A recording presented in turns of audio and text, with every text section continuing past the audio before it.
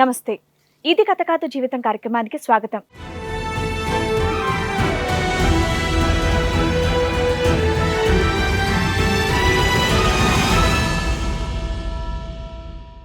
అగ్నిసాక్షిగా పెళ్లి చేసుకున్న భర్తకి ప్రేమ కంటే ఎక్కువగా ఈగోనే ఉంది అని అంటోంది రేణుక. భర్తకి దూరంగా నరకానికి దగ్గరగా బ్రతుకుతున్నాను అని అంటోంది. అసలు తనకు వచ్చినటువంటి కష్టం ఏంటి, ఎలాంటి న్యాయం కావాలని కోరుకుంటుందో తన్ని అడిగి తెలుసుకుందాం. పెళ్ళైనప్పటికీ నాకు చిన్న వయసు, మా నాన్నగారికి హెల్త్ బాగాలేక దగ్గర సంబంధం అని మా పెద్దమ్మ గారు తీసుకొచ్చారు. నాన్న పరిస్థితి బాగాలేదు. అప్పటికి నేను 9th స్టాండర్డ్ చదువుతున్నాను. 9th స్టాండర్డ్ వయసులో మీకు పెళ్లి చేశారా?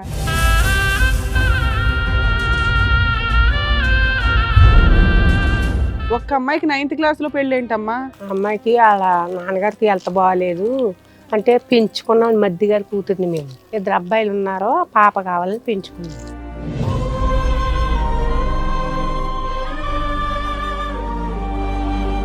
పెంచుకున్న తర్వాత తల్లిదండ్రులు చనిపోయారు. వాళ్ళ నాన్నగారికి పచ్చకామలు వచ్చి చనిపోయారు.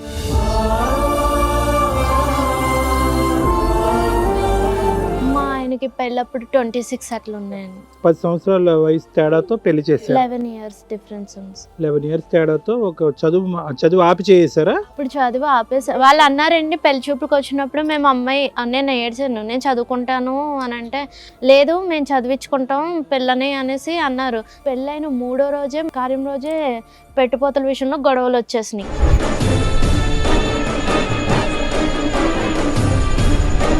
ఈ గొడవల్లో మా ఆయన గారు అప్పుడే నోరు అనేసాడు, ఇగో మీ పిల్లని మీరు తీసుకుపోండి, మాకేం అవసరం లేదు, మా అక్కని మా అమ్మని తక్కువ చేసి మాట్లాడుతున్నారని అప్పుడే అనేసాడు ఆయన. అనుమానం ఉందండి మెయిన్ అబ్బాయికి. నువ్వు అసలు జాబ్ చేయవుగా, ఏమనుమానం? అప్పుడు అసలు ఏం జాబ్ చేయలేదండి. ఇక్కడికి వచ్చాక అక్కడ కూడా అనుమానం ఉండేది. ఇంట్లో ఉన్నా సరే అనుమానం పడేటోడు నా పైన. ఫోన్ చూస్తే అనుమానం అండి. ఫోన్లో ఎవరో చేస్తున్నాం, ఎవరు చేస్తున్నారు, ఏం మాట్లాడుతున్నావు, ఏంటి ఎంతసేపు. ఆయన డ్యూటీ నుంచి వచ్చేవాడు 20 రోజులకు ఒకసారి. వచ్చిన వెంటనే ముందు నా ఫోన్ ముట్టుకునేవాడు. స్టార్టింగ్ ఎక్కడైతే ఆ అమ్మాయి పేరుని 50,000 ఇచ్చారో అది సరిపోలేదు అతనికి. ఎంత వచ్చింది దానికి? 80 గజాలు అమ్మితే ఎంత వచ్చింది? మాకు రావడం 18 లక్షలు వచ్చిందండి. 50,000 ఇచ్చారు. 50,000 ఇచ్చి మరి మా పిల్లలకి ఏమీ లేదండి. కాదు కాదు, ఊరికనే అమ్మా, నేను కాదు, రమేష్ లో ఉన్న మనస్సు గురించి నేను మాట్లాడుతున్నా. ఇప్పుడు 50,000 18 లక్షల్లో ఎన్నో వంతు?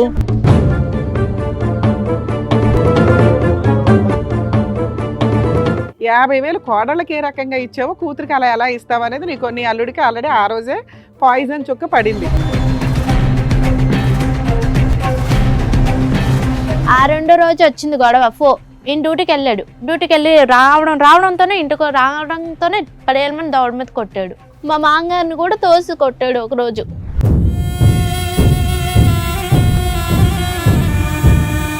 ఈ పిల్లలు కూడా జాబ్ చేయమన్నాడు. పిల్ల జాబ్ చేసినప్పుడు అతను వచ్చాక వాషింగ్ మిషన్ ఒకటి కొనుక్కున్నారు. పర్లేదు బాగానే ఉన్నారు అనుకున్నాం. ఇంక స్టార్ట్ చేసాడండి. డ్యూటీకి వెళ్ళి వచ్చిన తర్వాత, నువ్వు మీ సార్ నాకంటే అందంగా ఉంటాడా, నాకంటే తెల్లగా ఉంటాడా,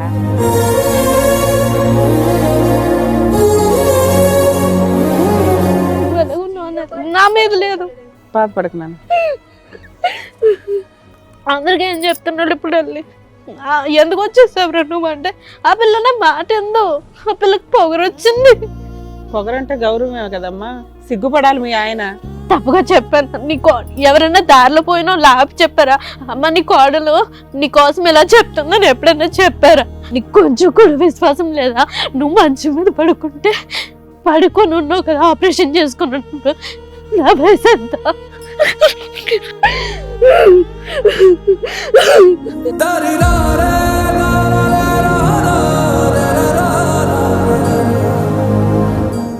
నమస్తే. ఇది కథ కాదు జీవితం కార్యక్రమానికి స్వాగతం. ఈ కార్యక్రమంలో మనతో పాటు ఉన్నారు ప్రముఖ హైకోర్టు అడ్వకేట్ రమ్యాకుల గారు. నమస్తే మేడం. నమస్తే. ప్రముఖ సైకియాట్రిస్ట్ డాక్టర్ కళ్యాణ్ చక్రవర్తి గారు. నమస్తే సార్. నమస్తే. రేణుక గారు ఇక్కడ సమస్యతో రావడం అనేది జరిగింది. తనకి ఎలాంటి సమస్య వచ్చిందో, ఎలాంటి న్యాయం కావాలని కోరుకుంటుందో అడిగి తెలుసుకుందాం. ఓకే. నమస్తే అండి రేణుక గారు. నమస్కారం మేడం. ఎక్కడి నుంచి వస్తున్నారు?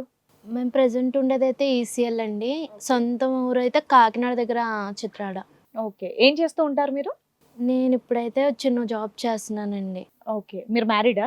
మ్యారీడ్. బాబు కూడా ఉన్నాడు నాకు. ఎంత వయసు బాబుది? 6 years రన్నింగ్ అండి. మీరు love marriage, arrange marriage? Arrange marriage. పెద్దలు కుదిర్చిన సంబంధమే. ఎన్నేళ్ళు అవుతుందండి పెళ్ళి?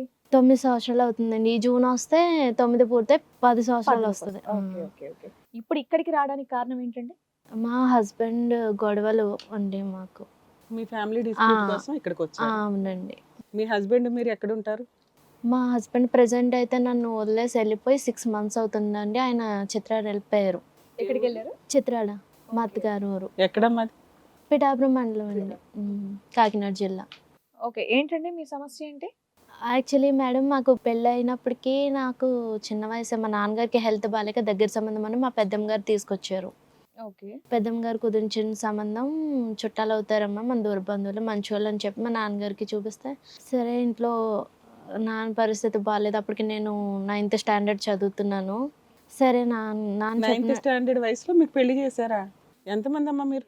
ఒక్కదాన్నే కూతుర్నండి. మీ అమ్మగారు ఆవిడ? ఈ ఒక్క అమ్మాయా? ఒక్క అమ్మాయికి 9th క్లాస్లో పెళ్ళి ఏంటమ్మా? అయితే ఆ అమ్మాయికి వాళ్ళ నాన్నగారికి హెల్త్ బాగాలేదు అంటే పెంచుకున్నాం మధ్య గారి కూతుర్ని మేము. ఆహా, అడాప్షన్ డాటర్ ఆవిడ. మీ మీ మరిది కూతుర్ని పెంచుకున్నారు, మీకు పిల్లలు లేరు. మాకు 2 అబ్బాయిలండి. 2 అబ్బాయిలు ఉన్నారో పాప కావాలని పెంచుకున్నాం. వారిని పెంచుకున్న తర్వాత తల్లిదండ్రులు చనిపోయారు. మా మధ్య గారు వాళ్ళ భార్య. వాళ్ళకి ఎంతమంది పిల్లలు? వాళ్ళకి ఇంకొక అబ్బాయి ఉన్నాడండి. ఆ అబ్బాయి వీళ్ళు పెద్దమ్మ పెంచుకుంది. పెద్దమ్మేమో కొడుకుని పెంచుకుంది, పిన్నోడు. వాళ్ళ అక్క పెంచుకుంది మా తమ్ముడిని. మీ ఇద్దరు పిల్లలు ఏమయ్యారమ్మా, మగ పిల్లలు? 2 బాబులు పెళ్ళి అయినాయి అండి. వాళ్ళ కాపురాలు చేసుకుని ఈ అమ్మాయిని ఏ వయసు అప్పుడు దత్తత తీసుకున్నారమ్మా మీరు? 3వ నెల పిల్లల కాంచి మా దగ్గర ఉందండి. మేము పెంచుకుంటుండగానే వాళ్ళ నాన్నగారికి పచ్చకామలు వచ్చి చనిపోయారు. సొంత నాన్న, సొంత అమ్మ నాన్నకి. అంటే అప్పటికి ఈ అమ్మాయి పుట్టిన సంవత్సరానికి ఇంకో అబ్బాయి పుట్టాడు. మాకు ఆడపిల్ల లేరు, అన్నయ్య నువ్వు నేను మంచిగా చూసుకోవచ్చు ఒక ఆడపిల్లైనా అని కలిసిమెలిసి ఉండేవాళ్ళమండి. అలా ఇంకా వాళ్ళిద్దరు చనిపోయాక మా దగ్గర ఉంచేసుకున్నాం. ఆధార్ కార్డులో పేరెంట్స్ అంటే మీ పేర్లు ఉంటాయా? మా సొంతం? పేర్లండి. మీ పేర్లే ఉంటాయమ్మా. ఓకే. అన్ని మేమే చూసుకున్నాం. మరి ఇప్పుడు వాళ్ళకున్న ఆస్తులు ఏమన్నా, మీ మరిది వాళ్ళ ఆస్తులు ఏమన్నా పంపకాలు జరిగినాయి? ఆయన గారికి 6 ఎకరం పొలం ఇచ్చారండి ఆ. మా మామయ్య గారు. ఆ. అది కూడా మా మామయ్య గారు చచ్చిపోయాక వచ్చిందండి. మా మామయ్య గారు వాళ్ళ అక్క తలంత్రాన్ని ఇచ్చారనమాట. అయితే అది పిల్ల పెళ్ళికి మా మధ్యగారు తోటికోళ్ళు లేరు, ఇంక మా పిల్లలకి వద్దు, మా మధ్యగారి పిల్లలకి వద్దు, మా ఆయన గారికి ఎంత బాగోలేదని అది అమ్మేసి పొలం 3 లక్షలకి సో ముగ్గురు మగ పిల్లలకి ఏమీ లేదు, ఏమి ఇవ్వకుండా ఓన్లీ ఆ ఉన్న 1/2 ఎకరము ఆడపిల్లకి పెళ్లిలో కట్నం కూడా ఇచ్చేశారు. అమ్మేసి ఆ కట్నం కింద క్యాష్ చేసుకుని కట్నము పెళ్లి ఖర్చులు అన్ని చూసుకున్నారు. చూసుకున్నాం. ఏం చేస్తాడు మీ అల్లుడు? మా అల్లుడు లారీ డ్రైవర్ అండి. లారీ డ్రైవర్కి ఇవ్వనని చెప్పాడు మా ఆయన. అంటే వాళ్ళు పెద్దమ్మ ఫోర్స్ చేసిందండి మా దగ్గర సామాన్. ఏం చదువుకుందమ్మా రేణుక? ఏం చదువుకున్నావు? నేను ఇప్పుడు పెళ్ళాక చదువుకున్నాను సార్. మళ్ళీ చదువుకున్నాం. ఇంటర్ కంప్లీట్ అదేమ్మా, ఏ వయసు అప్పుడు నీకు పెళ్లి చేశారు? 15 కంప్లీట్ అయ్యి 16 వచ్చిందండి. 4 days అయింది. ఆవిడ దృష్టిలో అది మేజర్ కూడా కాదమ్మా. మీరు ఏదో 1 సంవత్సరం అటు ఇటు అంటున్నారు కానీ మైనర్ పెళ్లి చేశారు అప్పట్లో మీరు. 17 సంవత్సరం వచ్చింది. 17, 19 రావాలి మేజర్ అంటే. మీ ఆయనకి వయసు ఎంతమ్మా పెళ్ళప్పుడు? మీ ఆయనకి వయసు ఎంత? మా ఆయనకి పెళ్ళప్పుడు 26 అట్లా ఉన్నాయండి. 10 సంవత్సరాల వయసు తేడాతో పెళ్లి చేశారు. 11 years డిఫరెన్స్ ఉంది. 11 years తేడాతో ఒక చదువు ఆపి చేసారా? ఇప్పుడు చదువు ఆపేసా. వాళ్ళు అన్నారండి పెళ్లి చూపులకు వచ్చినప్పుడు, మేము అమ్మాయి నేను ఏడ్చాను, నేను చదువుకుంటాను అని అంటే, లేదు మేము చదివించుకుంటాం పిల్లని అనేసి అన్నారు. సరే చుట్టాలు కదా అని చెప్పి మా నాన్నగారు కూడా కన్విన్స్ అయ్యారు. కన్విన్స్ అయ్యి చదివిస్తాను అంటున్నారు కదమ్మా, పెద్దమ్మ తెచ్చిన సంబంధం కదా, నాకేమో ఆరోగ్య పరిస్థితి బాగాలేదని చెప్పేసి చేశారు. వాళ్ళు అలాగే పెళ్ళైనాక చదివిపిస్తామని చెప్పేసి ఒప్పుకున్నారండి. చదివించారా?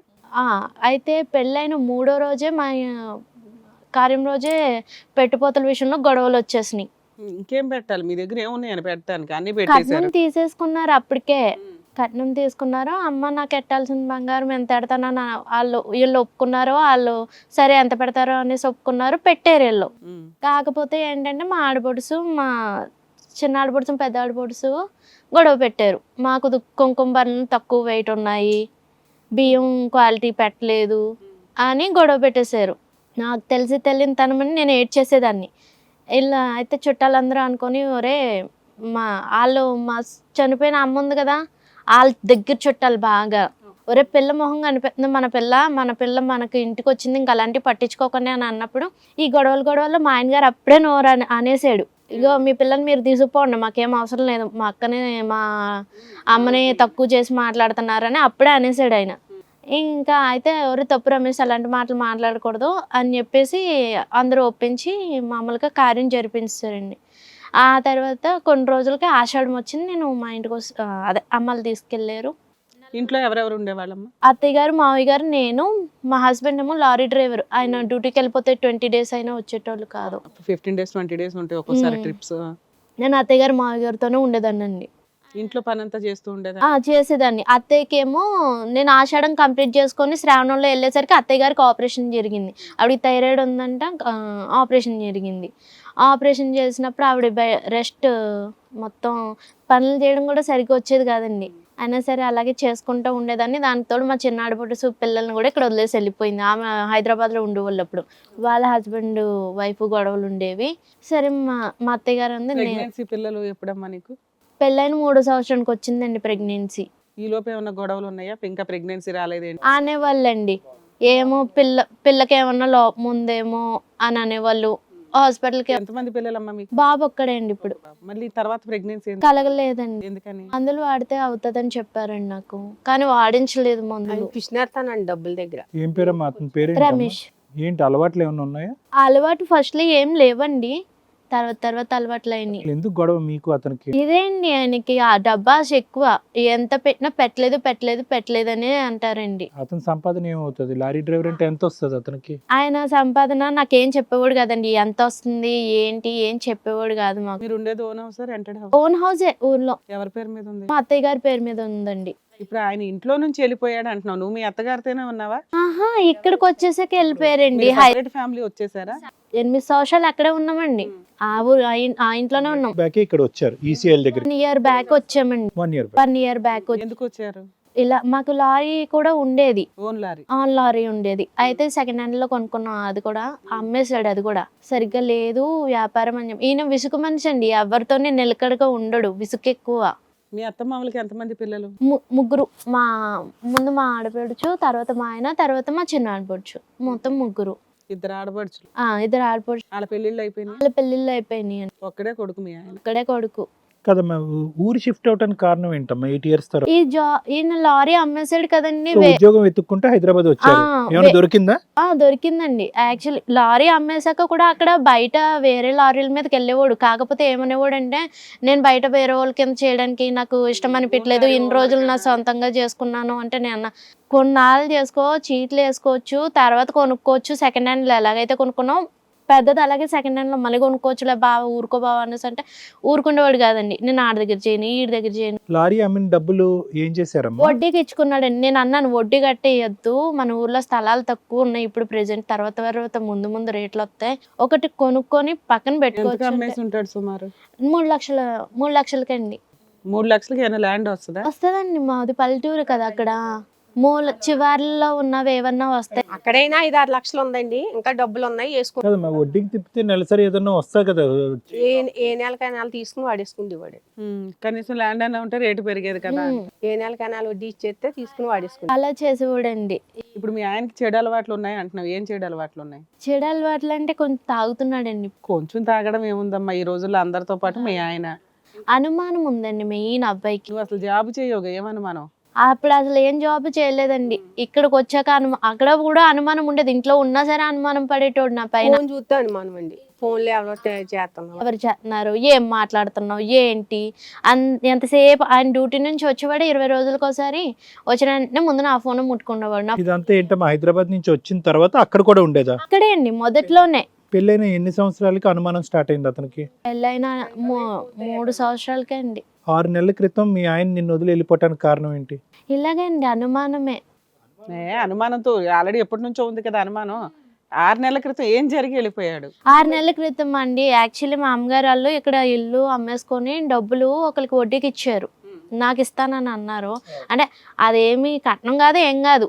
ఏదో ఇల్లు మాది చిన్న ఫ్లాట్ ఉండేదండి 80 గజాలు. అది ఊరు వెళ్ళిపోదామన్న ఉద్దేశం మీద మా ఆయన గారు చనిపోయిన తర్వాత అమ్మేసి పిల్లకి ఒక 50,000 వడ్డీకి. ఎన్ని సంవత్సరాలు అయింది?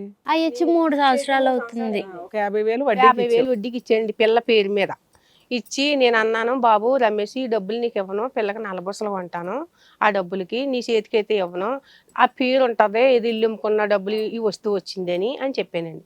సరే అండి అత్తయ్య గారు మీ ఇష్టం అండి అన్నాడు. అన్నాక ఆ డబ్బులు మొన్న 76,000 వచ్చినాయండి ఒక 6 నెలల కిందట. 50,000 76,000 76,000 వచ్చేయండి. అంటే అది పెట్టుకెళ్ళి రమేష్ వీళ్ళు ఈ డబ్బులు వచ్చినాయి నువ్వురా పిల్లకి నలబోసలు కొందాము అని అన్నాను. అంటే నాకు తెలియదండి నేను రానండి మీరు వెళ్ళి కొనేసుకోండి మీకు తెలుసు కదా అన్న. అంటే మరి చెప్పాం కదా రాలేదు కదా అని మా కోడలు ఇద్దరిని తీసుకుని వెళ్ళి కొన్నానండి. కొంత ఈ పిల్ల అన్నారు కింద బిళ్ళ లేదమ్మా బిళ్ళ లేకుండా బాగాలేదు ఎప్పటి నుంచో పిల్లోడు చేతి గాజులు ఉన్నాయి మా అత్తగారాలు పెట్టినాయి ఆ చిన్న పిల్లోడు ఎప్పుడు కదా ఇప్పుడు పెద్ద పిల్లోడు అయ్యాడు వేసుకోడు కదా అవి కూడా చెడగొట్టి ఇచ్చేసుకుని నేను బిళ్ళ కొనుక్కుంటాను అన్నారు. అది మీ ఆయన్ని అడిగమ్మా అతను పద్ధతి మంచిది కాదు అతను ఓకే అంటే కొనుక్కో లేకపోతే లేదు లేకపోతే నేను ఇచ్చిన డబ్బులతోనే కొనుక్కో అన్నాను.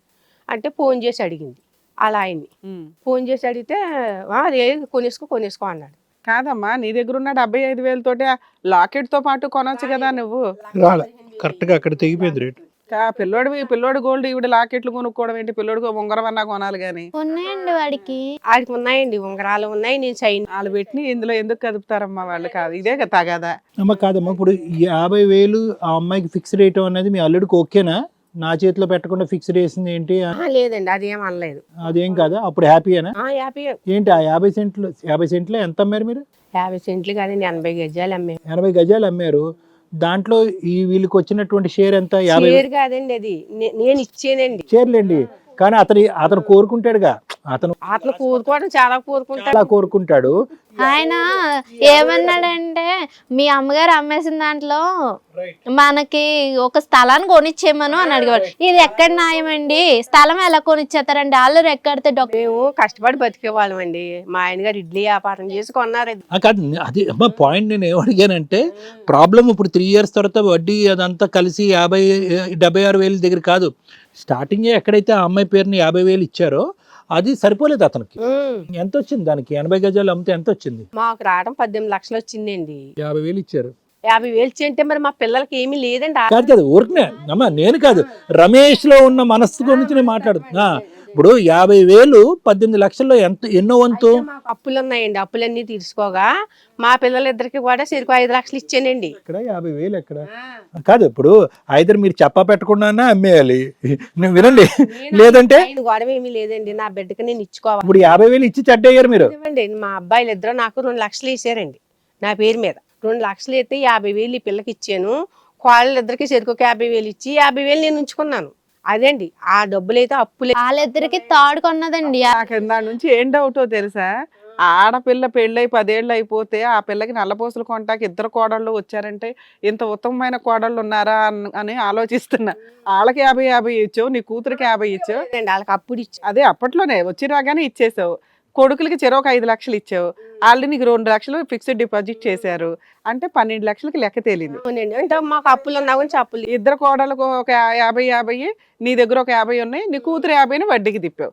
మిగతా 18 అంటే 6 లక్షల్లో అప్పులు ఇవి అవి తీర్చుకున్నారు. 50,000 కోడళ్ళకి ఏ రకంగా ఇచ్చావో కూతురికి అలా ఎలా ఇస్తావు అనేది నీ అల్లుడికి ఆల్రెడీ ఆ రోజే పాయిజన్ చుక్క పడింది. కోటి కూడా ఉందండి. మేము పెళ్లికి 3 లక్షలకి ఫ్లాట్ అమ్మేసి పెళ్లి చేసామన్నాం చూసారా?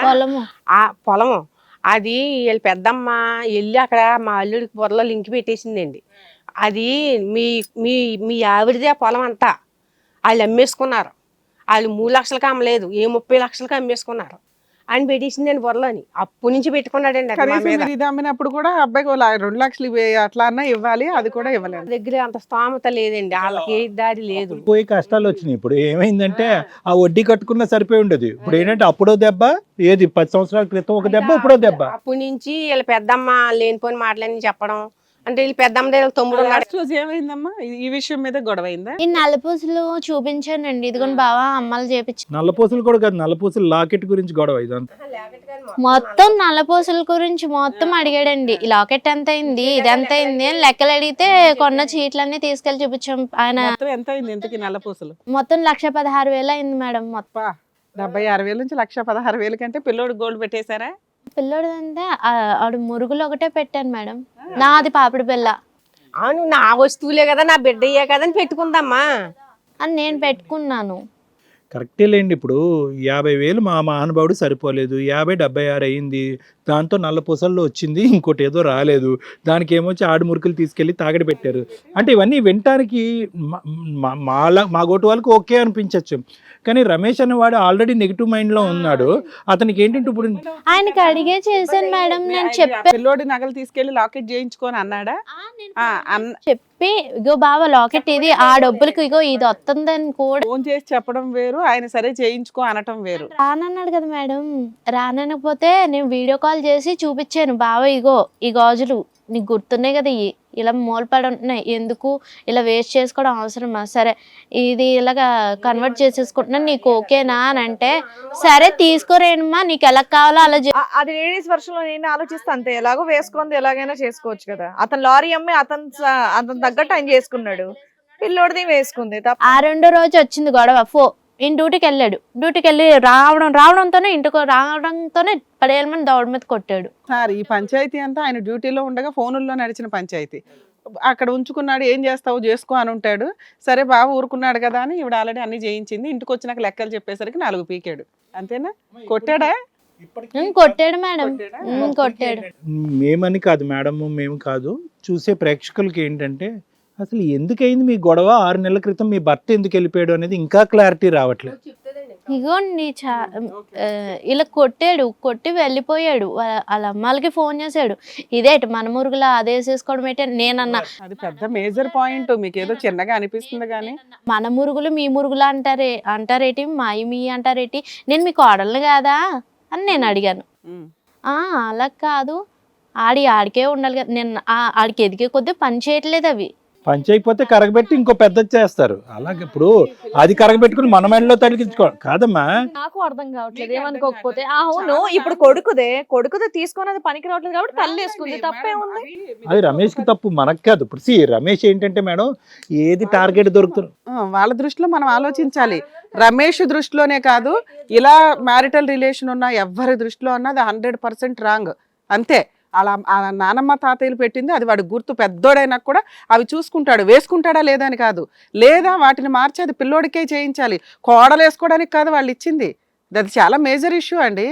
ఇప్పుడు మనం చదువుకున్న వాళ్ళం కాబట్టి మనం ఆఫ్టర్ అని తీసుకోండి పూసుకోండి అని, అదే మీరే ఇచ్చారు అనుకో అమ్మా, మీరే ఇచ్చున్నారు అనుకోండి, అసలు గొడవే లేదు, తన ఇష్టం తను వేసుకోవచ్చు.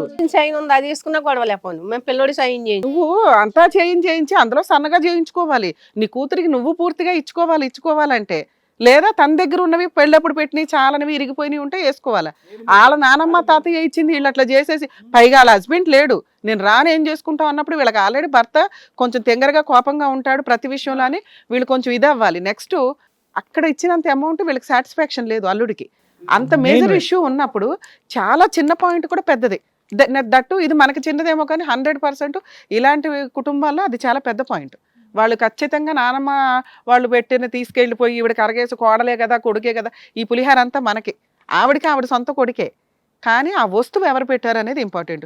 పిల్లోడికి నానమ్మ పెట్టినవి ఎక్కడ గుర్తుంటాయి, ఇంకా వాడికి 15 ఏళ్ళు 20 ఏళ్ళు వస్తాయి, పెళ్లి టైం ఇంకా చూసుకుంటాడు కదా, ఇవి మా నానమ్మ పెట్టినవి అంట చిన్నవి అనే క్యూట్ మెమరీస్ ఒక రకంగా.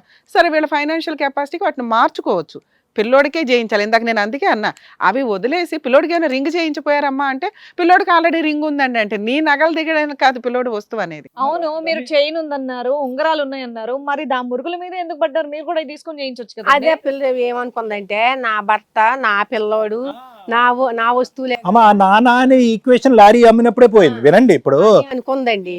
అమ్మా నువ్వు వీళ్ళ ఇంట్లో ఏమి కుటుంబంలో ఏమి సామాన్లు లేవు, నువ్వు నీ మనవడికి ఓ చిన్న ఉంగరమే ఏదో పెట్టావు, నాదే కదా మా అమ్మ పెట్టిందే కదా అని మీ అల్లుడు తీసుకెళ్ళిపోయి ఏదో పర్సనల్గా వాడుకుంటే నీకు గుండె పగిలుతుంది తెలుసా. గుర్తుగా నా మనవడికి నేను చిన్న రింగ్ పెట్టుకుంటే అవసరాలకు వాడేసుకుంటారా అని వస్తువులు తాకలెట్టుకుంటున్నాడు. అమ్మ ఒకటి విన తాకట్టు పెట్టు. ఇప్పుడు అమ్మ మిగతా ఏం తాకట్టు పెట్టుకున్నాడు, ఏమో అనుకున్నాడు. నేను ఒకటి మీకు వ్యతిరేకంగా మాట్లాడుతున్నాను కదా. రమేష్ సైకాలజీ ఎలా ఉంటుందంటే, 18 లక్షలు మీరు అమ్ముకున్నారు, అప్పులు ఇచ్చారా అప్పులు తీర్చుకున్నారా అది మీ ఇష్టం. అవి రమేష్ కంటకే అనిపిస్తుంది. రమేష్ కంటకి మీరు లక్షల అప్పులు తీర్చారని ఉండదు. ఈ అమ్మ ఇది 18 లక్షలు 10 లక్షలు జోబులో వేసుకుని నా భార్యకి 50,000 ఇచ్చి 50,000 76,000 అవుతాయి కనుక ఆ 76,000 కాకుండా 1,26,000 పెట్టి ఆ అమ్మాయికి ఏదో కొన్నారు. ఆయనకి వినండి అమ్మా, ఒక నిమిషం వినండి. ఇక్కడ ఏంటంటే ఎక్కడ మారుతుందంటే తేడా చాలా లెక్క తడుతుంది. ఏంటి ఇక్కడ వరకు వచ్చిన వీళ్ళమ్మ ఆ మాత్రం సహాయం ఎందుకు చేయలేకపోయింది? దానికి కొడుకు బంగారం తీసుకెళ్ళి అమ్మేటి అంటే రమేష్ ఇప్పుడు నీ కొడుకే అనిపిస్తుంది అతనికి అది. అది ఖచ్చితంగా అనిపిస్తుంది. అందులో ఏంటంటే మీదేమి మొదటి నుంచి అంత అన్యోన్యమైన జంట ఏం కాదమ్మా. ఈ నల్లపూసల దగ్గర వచ్చినటువంటి గొడవ కాదు. అక్కడ ఏమొచ్చి స్థిరత్వం లేదు, ఒక స్థిరమైనటువంటి ఉద్యోగం లేదు. ఆ అబ్బాయి ఏమొచ్చి లారీ అమ్మేశాడు, ప్లస్ నీ మీద ఒక భయంకరమైన అనుమానం. ఎక్కడ కూడా మీ ఇద్దరు జత కలగలేదు. ఒక పిల్లోడిని అయితే కన్నారు కానీ ఎక్కడ జత కలగలేదు. ఇదేంటంటే అగ్గికి ఆర్జ్యం పోస్తున్నట్టుగా దొరికింది రమేష్కి, అంతే దొరికింది. మీ అమ్మ అక్కడెక్కడో ఇచ్చింది డబ్బులు. వెళ్ళేటప్పుడు మంచిగా నవ్వుకుంటా టిఫిన్ బాక్స్ అయితే పట్టుకుని వెళ్ళాడు డ్యూటీకి. వెళ్ళిన తర్వాత వాళ్ళ అమ్మతోటి మాట్లాడుకున్నాడు, ఆలోచించుకుని రావడం మానేసాడండి ఇంటికి. అంతే. మీ ఆయన ఎప్పుడు చనిపోయాడమ్మా? మా ఆయన చనిపోయి 5-6 సంవత్సరాలు అవుతుందండి. ఆస్తి ఎప్పుడు అమ్మారమ్మా? ఆస్తి 3 సంవత్సరాలు అయింది. మీరెవరమ్మా అమ్మడానికి? ఏంటి మీరెవరు అమ్మడానికి? మా పిల్లలు అమ్ముకున్నారు. మీ పిల్లలు ఎవరు అమ్మడానికి? మా పిల్లలు కొనుక్కున్నారండి. అది ఎప్పుడు కొనుక్కున్నారు? వీళ్ళు సొంతంగా కొనుక్కున్నదండి. పొలం అంటే పెద్దోళ్ళది. ఇప్పుడు ఈ ఆస్తి మీ పిల్లల పేరు మీద ఉన్న ఆస్తి, మీ అబ్బాయి పిల్లల పేరు మీద ఉన్న ఆస్తి. అదే మా పెద్దనాన్నగారు సొంతంగా కొనుక్కున్న. పూర్వీకులు కాకపోయినా పర్లేదు సార్, వీళ్ళ హస్బెండ్ ఈ అమ్మాయి సిగ్నేచర్ ఉండాలా? ఉండాలి. ఉండాలా? వాళ్ళ నాన్నగారిది అయి ఉంటే అమ్మాయి సిగ్నేచర్ కావాలి. అలా అమ్మాయి సంతకం పెట్టిందంటే అమ్మాయి one of the share holder. Okay. అలా ఇచ్చారా ఇవ్వలేదని అడుగుతున్నారు. ఇప్పుడు వీళ్ళు ఏమంటున్నారంటే అది కొనటమే కొడుకులు కొనుక్కున్నారండి, అందులో నాకు 2 లక్షలు ఇచ్చారు అంటున్నారు. అదండి. అమ్మ రేణుక ఒకటే క్వశ్చన్, ఒక్క నిమిషం అమ్మ ఒక్క నిమిషం. రేణుక నిజంగా రమేష్ అంత చండాలుడా? ఊరికే అడుగుతున్నాను. చిన్నాళ్ళంటే ఆయనకి అనుమానం. భయంకరమైన కేసులు విని చూసి మాకేంటంటే ఇక్కడ ఏంటా ఇంటెన్సిటీ అనేది ఇంకా ఏమన్నా ఉందని వెయిట్ చేస్తున్నాం, ఇంకా ఏమన్నా ఉందా అనేది. ఒక షోకి వచ్చే అంత కష్టం నీకేముంది అని మా డౌట్. ఆయన అసలు ఎందుకు వదిలేసి వెళ్ళిపోయాడు? ఇందుకే అండి ఈ రీజన్. ఎవరికన్నా అడిగితే నేను వదిలేసి వెళ్ళిపోయి 20 రోజులు వెళ్ళిపోయాడండి. 20 రోజులు వెళ్ళిపోతే ఒక్క ఫోన్ లేదు, ఒక్క రూపాయి మీరు తిన్నారా, ఉన్నారా, ఎలా ఉన్నారా అని ఏం లేదు. కానీ అప్పుడు మా అత్త మామ ఫోన్లో మాట్లాడేవాళ్ళు. నేను అన్నదాన్ని, అత్తయ్య గారు మావయ్య రండి, మీరు ఒకసారి ఇక్కడికి వచ్చి మాట్లాడండి, ఎందుకు వదిలేసి వెళ్ళిపోయాడో ఏంటో తెలుసుకుందాం. ఎక్కడికి వెళ్ళిపోతాడమ్మా? ఎక్కడ ఉంటాడు? అక్కడ హైదరాబాద్ లో. అప్పుడు ఇక్కడే ఉన్నాడండి 20 రోజులు. ఇప్పుడు ఎక్కడ ఉన్నాడు? ఇప్పుడైతే ఊరు వెళ్ళిపోయాడు. అక్కడ ఉన్నప్పుడు హైదరాబాద్ లో ఉన్నాడు సార్, ఇప్పుడు ఇక్కడ ఉన్నారు కదా, ఇప్పుడు అమ్మ వాళ్ళ ఇంటికి వెళ్ళిపోయాడు. అప్పుడు వదిలేసి వెళ్ళిపోయినప్పుడు నలపసులు కొనుక్కున్నప్పుడు 20 రోజులు కరెక్ట్గా 20 రోజులు వెళ్ళిపోయినప్పుడు హైదరాబాద్లోనే ఉండి అతనికి హెచ్పి గ్యాస్లో ఉద్యోగం ఇప్పించారనమాట. అదే ఈ పెద్దమ్మ ఉంది కదా, మా పెద్దమ్మ, అలా అల్లుడు గారు ఇప్పించారు. మా ఇబ్బంది చూసి ఎందుకులే రమేష్ వెళ్ళా అన్నారు. ఎందుకు రమేష్ అక్కడ అంత ఇబ్బంది పడిపోవడం, నేను ఉద్యోగం ఇప్పిస్తాను, రేణమ్మకి ఉద్యోగం ఇప్పిస్తాను, వచ్చేయండి అని వాళ్ళ మాటలు చొప్పున మా పెద్దోళ్ళని, మా అత్తగారు మా అంగారితో కూడా మాట్లాడితే, సరే అమ్మ ఎక్కడ ఉంటే ఏటి బతుకుదేరుకి వెళ్తున్నారు కదా వెళ్ళండి అని ముందన్నారండి. వచ్చాము ఆ ఉద్దేశంతోనే. రావడం మేము వాళ్ళ ఇంటికే వెళ్ళాం. పెద్దమ్మ గారి ఇంటికాడే ఉన్నాం. ఆవిడే రూమ్ చూసింది, అక్కడే ఉన్నాం. 10 రోజుల వరకు ఈయనకు ఉద్యోగం లేకపోతే పిచ్చెక్కిపోయేవాడు. డాక్టర్ కట్టాలి, సీట్ వేసాము, సీట్ కట్టాలి, ఇచ్చాము కదా డబ్బులు, వడ్డీ. మీరు ఏమైనా జాబ్ జాయిన్ అయ్యారా? నాన్న అప్పటికేం జాబ్ చేయలేదు. ఇప్పుడు ఏమైనా చేస్తున్నారా? ఇప్పుడు నన్ను ఆయన వదిలేసి వెళ్ళిపోయాక. అసలు వదిలేసి వెళ్ళిపోయాడు. పంచాయతీ కానీ మీ అత్త వాళ్ళ ఇంటికి వెళ్ళడం కానీ, ఇప్పుడు ఆ పెద్దమ్మ ఉన్నారు కదా వాళ్ళ ఇంటికి వెళ్ళి మాట్లాడడం కానీ ఏమైనా చేశారా? చేయలేదు. తెలుసు కదా, నువ్వు డైరెక్ట్ గా మీ బాబు వెళ్ళాలి కదా. ఇక్కడే ఉండేందుకు ఉద్యోగం చేస్తాను. ఉండండి, ఇంకా స్టోరీ ఉంది. 20 రోజులు వెళ్ళిపోయాడండి. వెళ్ళిపోయి అక్కడక్కడే తిరుగుతున్నాడు కానీ పిల్లల్ని చూడడానికి కూడా రావట్లేదు. అదేంటి రమేష్, కన్నా కొడుకుని కూడా చూడడానికి రాకుండా ఎలా ఉండగలుగుతున్నావు, పిల్లల్ని చూడకుండా ఎలా ఉంటున్నావు, అది పద్ధతి కాదు రమేష్. అంతకాలం మీ అమ్మాయి మనవడే ఉన్నారు, మా దగ్గరే ఉన్నారండి. మీ ఇంటికి వచ్చేసారా? వచ్చారు. మా అబ్బాయి అన్నాడు, బావగారు ఒకసారి రండి మాట్లాడదాం కూర్చుని, అని 2-3 సార్లు అంటే నేను రానండి, మీ దగ్గర ఉన్నారు కదండి. నాకు కారణం ఏం చెప్తాడు? అంత అసహించుకోవాల్సినటువంటి అవసరం కారణం ఏం చెప్తలేదండి. కారణం చెప్పట్లేదు. కారణం నాకేమీ లేదు, మీతో చెప్పనండి, మీకు చెప్పవలసిన పని లేదండి. కారణం ఏంటి చెప్పు అంటే, మీతో చెప్పనవలసిన పని లేదండి. మా అత్తగారు మా అంగారితో కూడా అడిగితే ఇదే మాట అంటే, ఆడి పిచ్చేదమ్మా వచ్చేస్తాడులే అని వాళ్ళు అక్కడే ఉండి ఇలాగే ఫోన్లలో జరిపే వాళ్ళండి మంతనాలు. చిన్నపిల్లండి, ఇలా వదిలేసి మా పద్ధతి కాదండి, మీరిద్దరు ఒకసారి రండి మాట్లాడండి, ఏమైనా ఒక సొల్యూషన్. వాళ్ళని ఏమైనా కారణం చెప్తున్నారా? వాళ్ళ అబ్బాయి వచ్చి వాళ్ళకి ఏమైనా కారణం చెప్తున్నాడా మీకు, ఎందుకు వదిలేసి వెళ్ళిపోయాడు అంటే, ఏమీ లేదమ్మా ఏదో అలిగాడు, 2 రోజులు ఉన్నాడు. అలాగే దేనికి అలిగాడు? వాళ్ళు అసలు పట్టించుకోలేదండి. తర్వాత ఏమైందమ్మా? పట్టించుకోకపోతే ఇక్కడే ఉన్నాడు. అప్పుడు నేను ఏం చేశానంటే ఇప్పుడు ఇక్కడికి వచ్చింది వీళ్ళ చిన్నమ్మ, వీళ్ళ చిన్నమ్మతో అన్నాను, ఇట్లా అమ్మ నువ్వన్న ఒకసారి మాట్లాడు, అసలు ఏమంటాడో, అలా ఉంటాం ఏంటి బయట పిల్లోని వదిలేసి అంటే ఆవిడ ఫోన్ చేసి అడిగితే వాళ్ళు ఎవరో ఏమనకుండా ఉండాలి నన్ను, మేమంట వాళ్ళు ఎవరో ఏం అడగకూడదు, నన్ను ఎందుకు వెళ్ళిపోయావు అని అడగకూడదు, మమ్మల్ని నన్ను ఏం ప్రశ్నించకూడదు, అలాగైతే వచ్చి నేను నా కాపురం నేను చేసుకుంటాను అని అన్నాడండి. అంటే మేమన్నాము, అమ్మ వాళ్ళు మంచిగా ఉండటం కావాలి మాకు, మేము అడిగితే ఇంక ఒరిగిదేముంది, మేమేం అడగం చేయము, ఎందుకు వెళ్ళిపోయామని కూడా అడగం, వాళ్ళ జోలికి వెళ్ళం, వాళ్ళ ఇంటికి వెళ్ళం, వాళ్ళతో మాట్లాడడం, వాళ్ళిద్దరిని మంచిగా ఉండమని వచ్చాయని చెప్పాను. చెప్తే ఆ పిల్ల చేసిందంట. వచ్చాడు 2-3 నెలలు బాగానే ఉన్నాడండి. బండి కొనుక్కున్నాడు, ఇద్దరు కలిపి ఈ పిల్లని కూడా జాబ్ చేయమన్నాడు. పిల్ల జాబ్ చేసినప్పుడు అతను వచ్చాక వాషింగ్ మిషన్ ఒకటి కొనుక్కున్నారు, పర్లేదు బాగానే ఉన్నారు అనుకున్నాం. ఇంక స్టార్ట్ చేసాడండి డ్యూటీకి వెళ్ళి వచ్చిన తర్వాత, నువ్వు మీ సార్ నాకంటే అందంగా ఉంటాడా, నాకంటే తెల్లగా ఉంటాడా, అందంగా ఉంటాడా, నీకు జాబే ముఖ్యమా అని మొదలెట్టాడండి. బావ నాకు జాబ్ చెయ్యాలని ఏమీ లేదు. ఎంత శాలరీ వచ్చేదమ్మా మీ అమ్మాయికి? నాకు 10,000. 10,000 శాలరీ. ఎన్ని రోజులైంది, ఎన్ని నెలలు అయింది జాయిన్ అయ్యి? ఇప్పుడు 6 నెలలు అయిందమ్మా. ఇప్పుడు ఇతను ఈ డౌట్ క్రియేట్ చేసి ఎంతకాలం? 2 నెలలు వెళ్ళిందండి. అతను ఉన్నప్పుడే 2 నెలలు వెళ్ళింది. ఏం జాబ్ చేస్తారు మీరు? సిస్టమ్ వర్క్ అమ్మ. మళ్ళీ ఇప్పుడు లాస్ట్ గా వెళ్ళిపోయి ఎంతకాలం అయింది మీ ఆయన? డిసెంబర్ 6వ తారీఖు అండి ఆ రోజు.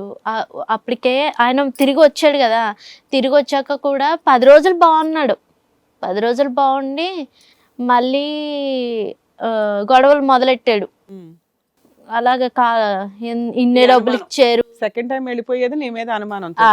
ఇన్నే డబ్బులు ఇచ్చారు మాకు, మీ అమ్మాయిలు నువ్వు అడగవు చేయవు అని నేను ఆయనకి కట్నం డబ్బులు గట్ట కాదు, నాకేదో వాళ్ళు ప్రేమగా ఇచ్చుకున్నారు. అది అయిపోయింది కదా టాపిక్. ఇంకేమి ఇస్తారు వాళ్ళ దగ్గర, ఇంకేమున్నాయి ఇవ్వడానికి? ఆయన అదే పనండి, అదే వాళ్ళ అమ్మ అయ్యే చెప్తుందండి, అయ్యే ఊరిపోతుంది. కాదమ్మా, ఇప్పుడు మీరు చెప్తున్న స్టోరీ అంతా 6 months 7 months నల్లపోసలు అప్పుడు పంచాయతీ అయిపోయింది. ఆ తలనొప్పి అయిపోయింది, వెళ్ళిపోయాడు అలిగి, మళ్ళీ వచ్చారు బతులాడుకుంటే ఓ 2-3 నెలలు ఉన్నాడు.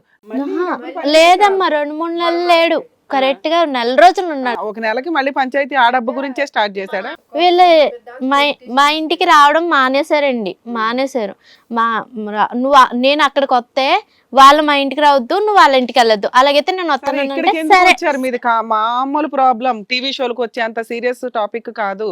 ఇక్కడికి ఎందుకు వచ్చారంటే చెప్తామండి అంటున్నారు. ఏంటి చెప్పండి, చెప్పమ్మా. ఇలాగే అండి, ఇలాగే అనుమానిస్తున్నాడు అనేది మెయిన్ రీజన్. అనుమానిస్తున్నాడు. తర్వాత ఏమో నేను ఏదన్నా డబ్బుల విషయం గట్టా ఏదన్నా అడిగినా చేసినా నీకు సంబంధం లేదు, నువ్వు అడగకూడదు, నేను దత్త పడే తిను, లేకపోతే లేదు. నాకు మనిషిగా ఏం విలువ ఇవ్వడండి. నేను మా అత్తగారిని అయితే చాలా బాగానే చూసుకున్నాను. ఆవిడ నా గురించి మంచిది అనే చెప్తుంది కానీ అస్సలు కదలట్లేదు అక్కడి నుంచి. ఏం కదలాలి? మీ ఆయన ఇప్పుడు వాళ్ళ ఇంటి దగ్గర బుద్ధి చెప్పట్లేదు. ఒరే ఎందుకురా నువ్వు ఆ పిల్లని వదిలేసి వచ్చావు. ఏజ్ ఎంతో తెలుసా ఇప్పుడు? 36 అండి. అసలు ఎందుకురా నువ్వు ఆ అమ్మాయిని వదిలేసి వచ్చావు. ఇప్పుడు కంటిన్యూస్ గా ఇప్పుడు దాకా రాక ఒక 5 months అవుతుంది. 5 months. అంత ముందు కూడా ఇట్లా అలిగి వెళ్ళిపోతే మీరు ఫోన్ చేసి బతులాడి తెప్పించుకున్నారు కదా, మళ్ళీ అలా తెప్పించుకోవచ్చుగా. ఫోన్ చేసి తిడుతున్నాడండి, బండ బూతులు తిడుతున్నాడు. ఏంటంటే ఇప్పుడు నిన్ను వదిలేస్తాడా, డైవర్స్? ఈ మాట అన్నాడండి మొన్న. అది కూడా ఒక 15 రోజుల క్రితం ఫోన్ చేసి, ఇగో 5 నెలలు అయింది నేను ఇక్కడికి వచ్చేసి, ఇంకొక నెల అయితేనంట నీకు నోటీస్ పంపించవచ్చు నేను, ఆ మాట అన్నాడండి. మా ఎవరన్నా లాయర్ని అడిగాను, నోటీస్ పంపించవచ్చు అన్నారు.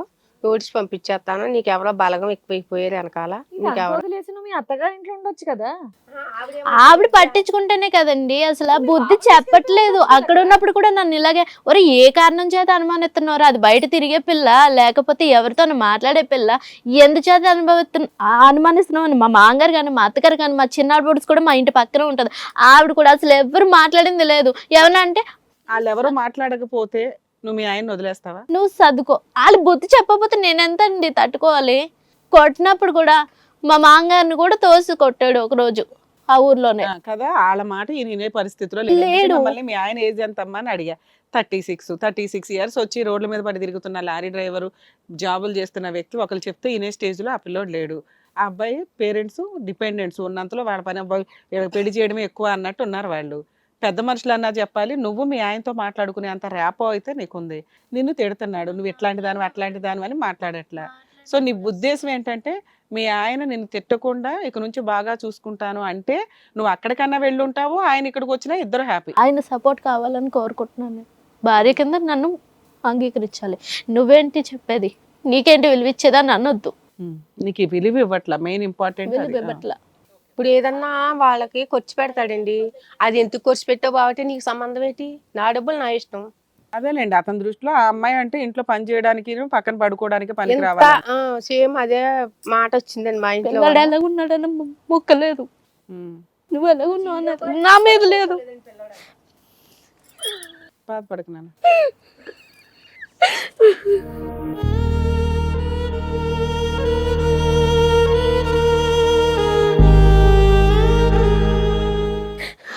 ఊర్లో కూడా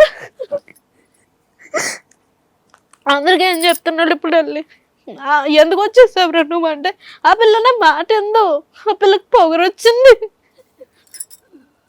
పొగరంటే గౌరవమే కదమ్మా. నీ కాళ్ళ మీద ఇప్పుడు 5 నెలల నుంచి భర్త లేకపోయినా కుటుంబాన్ని నడిపించుకుంటున్నావు, కొడుకుని పోషించుకుంటున్నావు, మరి అది గర్వంగానే ఉంటది కదా. ఆయన లేకపోయినా బతకగలిగేంత స్టేజ్లో నువ్వున్నావు, సిగ్గుపడాలి మీ ఆయన. మా అత్తగారికి కూడా ఫోన్ చేసి చెప్తే, ఇగో ఇలాగ అంటున్నాడు, నేను నీకోసం ఎప్పుడైనా అత్త తప్పుగా చెప్పాను, ఎవరైనా దారిలో పోయినా లాభ చెప్పారా, అమ్మ నీ కోడలు నీకోసం ఇలా చెప్తుందని ఎప్పుడైనా చెప్పారా అని అడిగా. లేదండి, నీకోసం అలా చెప్పడానికి ఎవరు సరిపోరని మా అత్తగారు అంది. మరి నువ్వు చెప్పచ్చు కదా బుద్ధి, నువ్వేం చేస్తున్నావు ఇంట్లో? నీకు కొంచెం కూడా విశ్వాసం, నేను అన్నా ఈ మాటలో, నీకు కొంచెం కూడా విశ్వాసం లేదా? నువ్వు మంచం మీద పడుకొని ఉన్నావు కదా ఆపరేషన్ చేసుకున్నప్పుడు, నా వయసు ఎంత? ఏడకు మామూలుగా చెప్పు. నేను నిన్ను చూసుకోలేదా అత్త? చెప్పు, ఎలా చేసుకోలేదా? నాకు వంటలు చేయడం రాకపోతే మంచం మీద పడుకొని చెప్పు, ఇలా వాళ్ళు అలా చేయని చెప్పి, నీ గుర్తు రావట్లేదా? బాధపడుతున్నా నాకు. మీరు కొంచెం మీరు ధైర్యంగా చెప్పగలిగితే కాస్త మీ బాధ ఏంటనేది తెలుస్తుంది నాకు.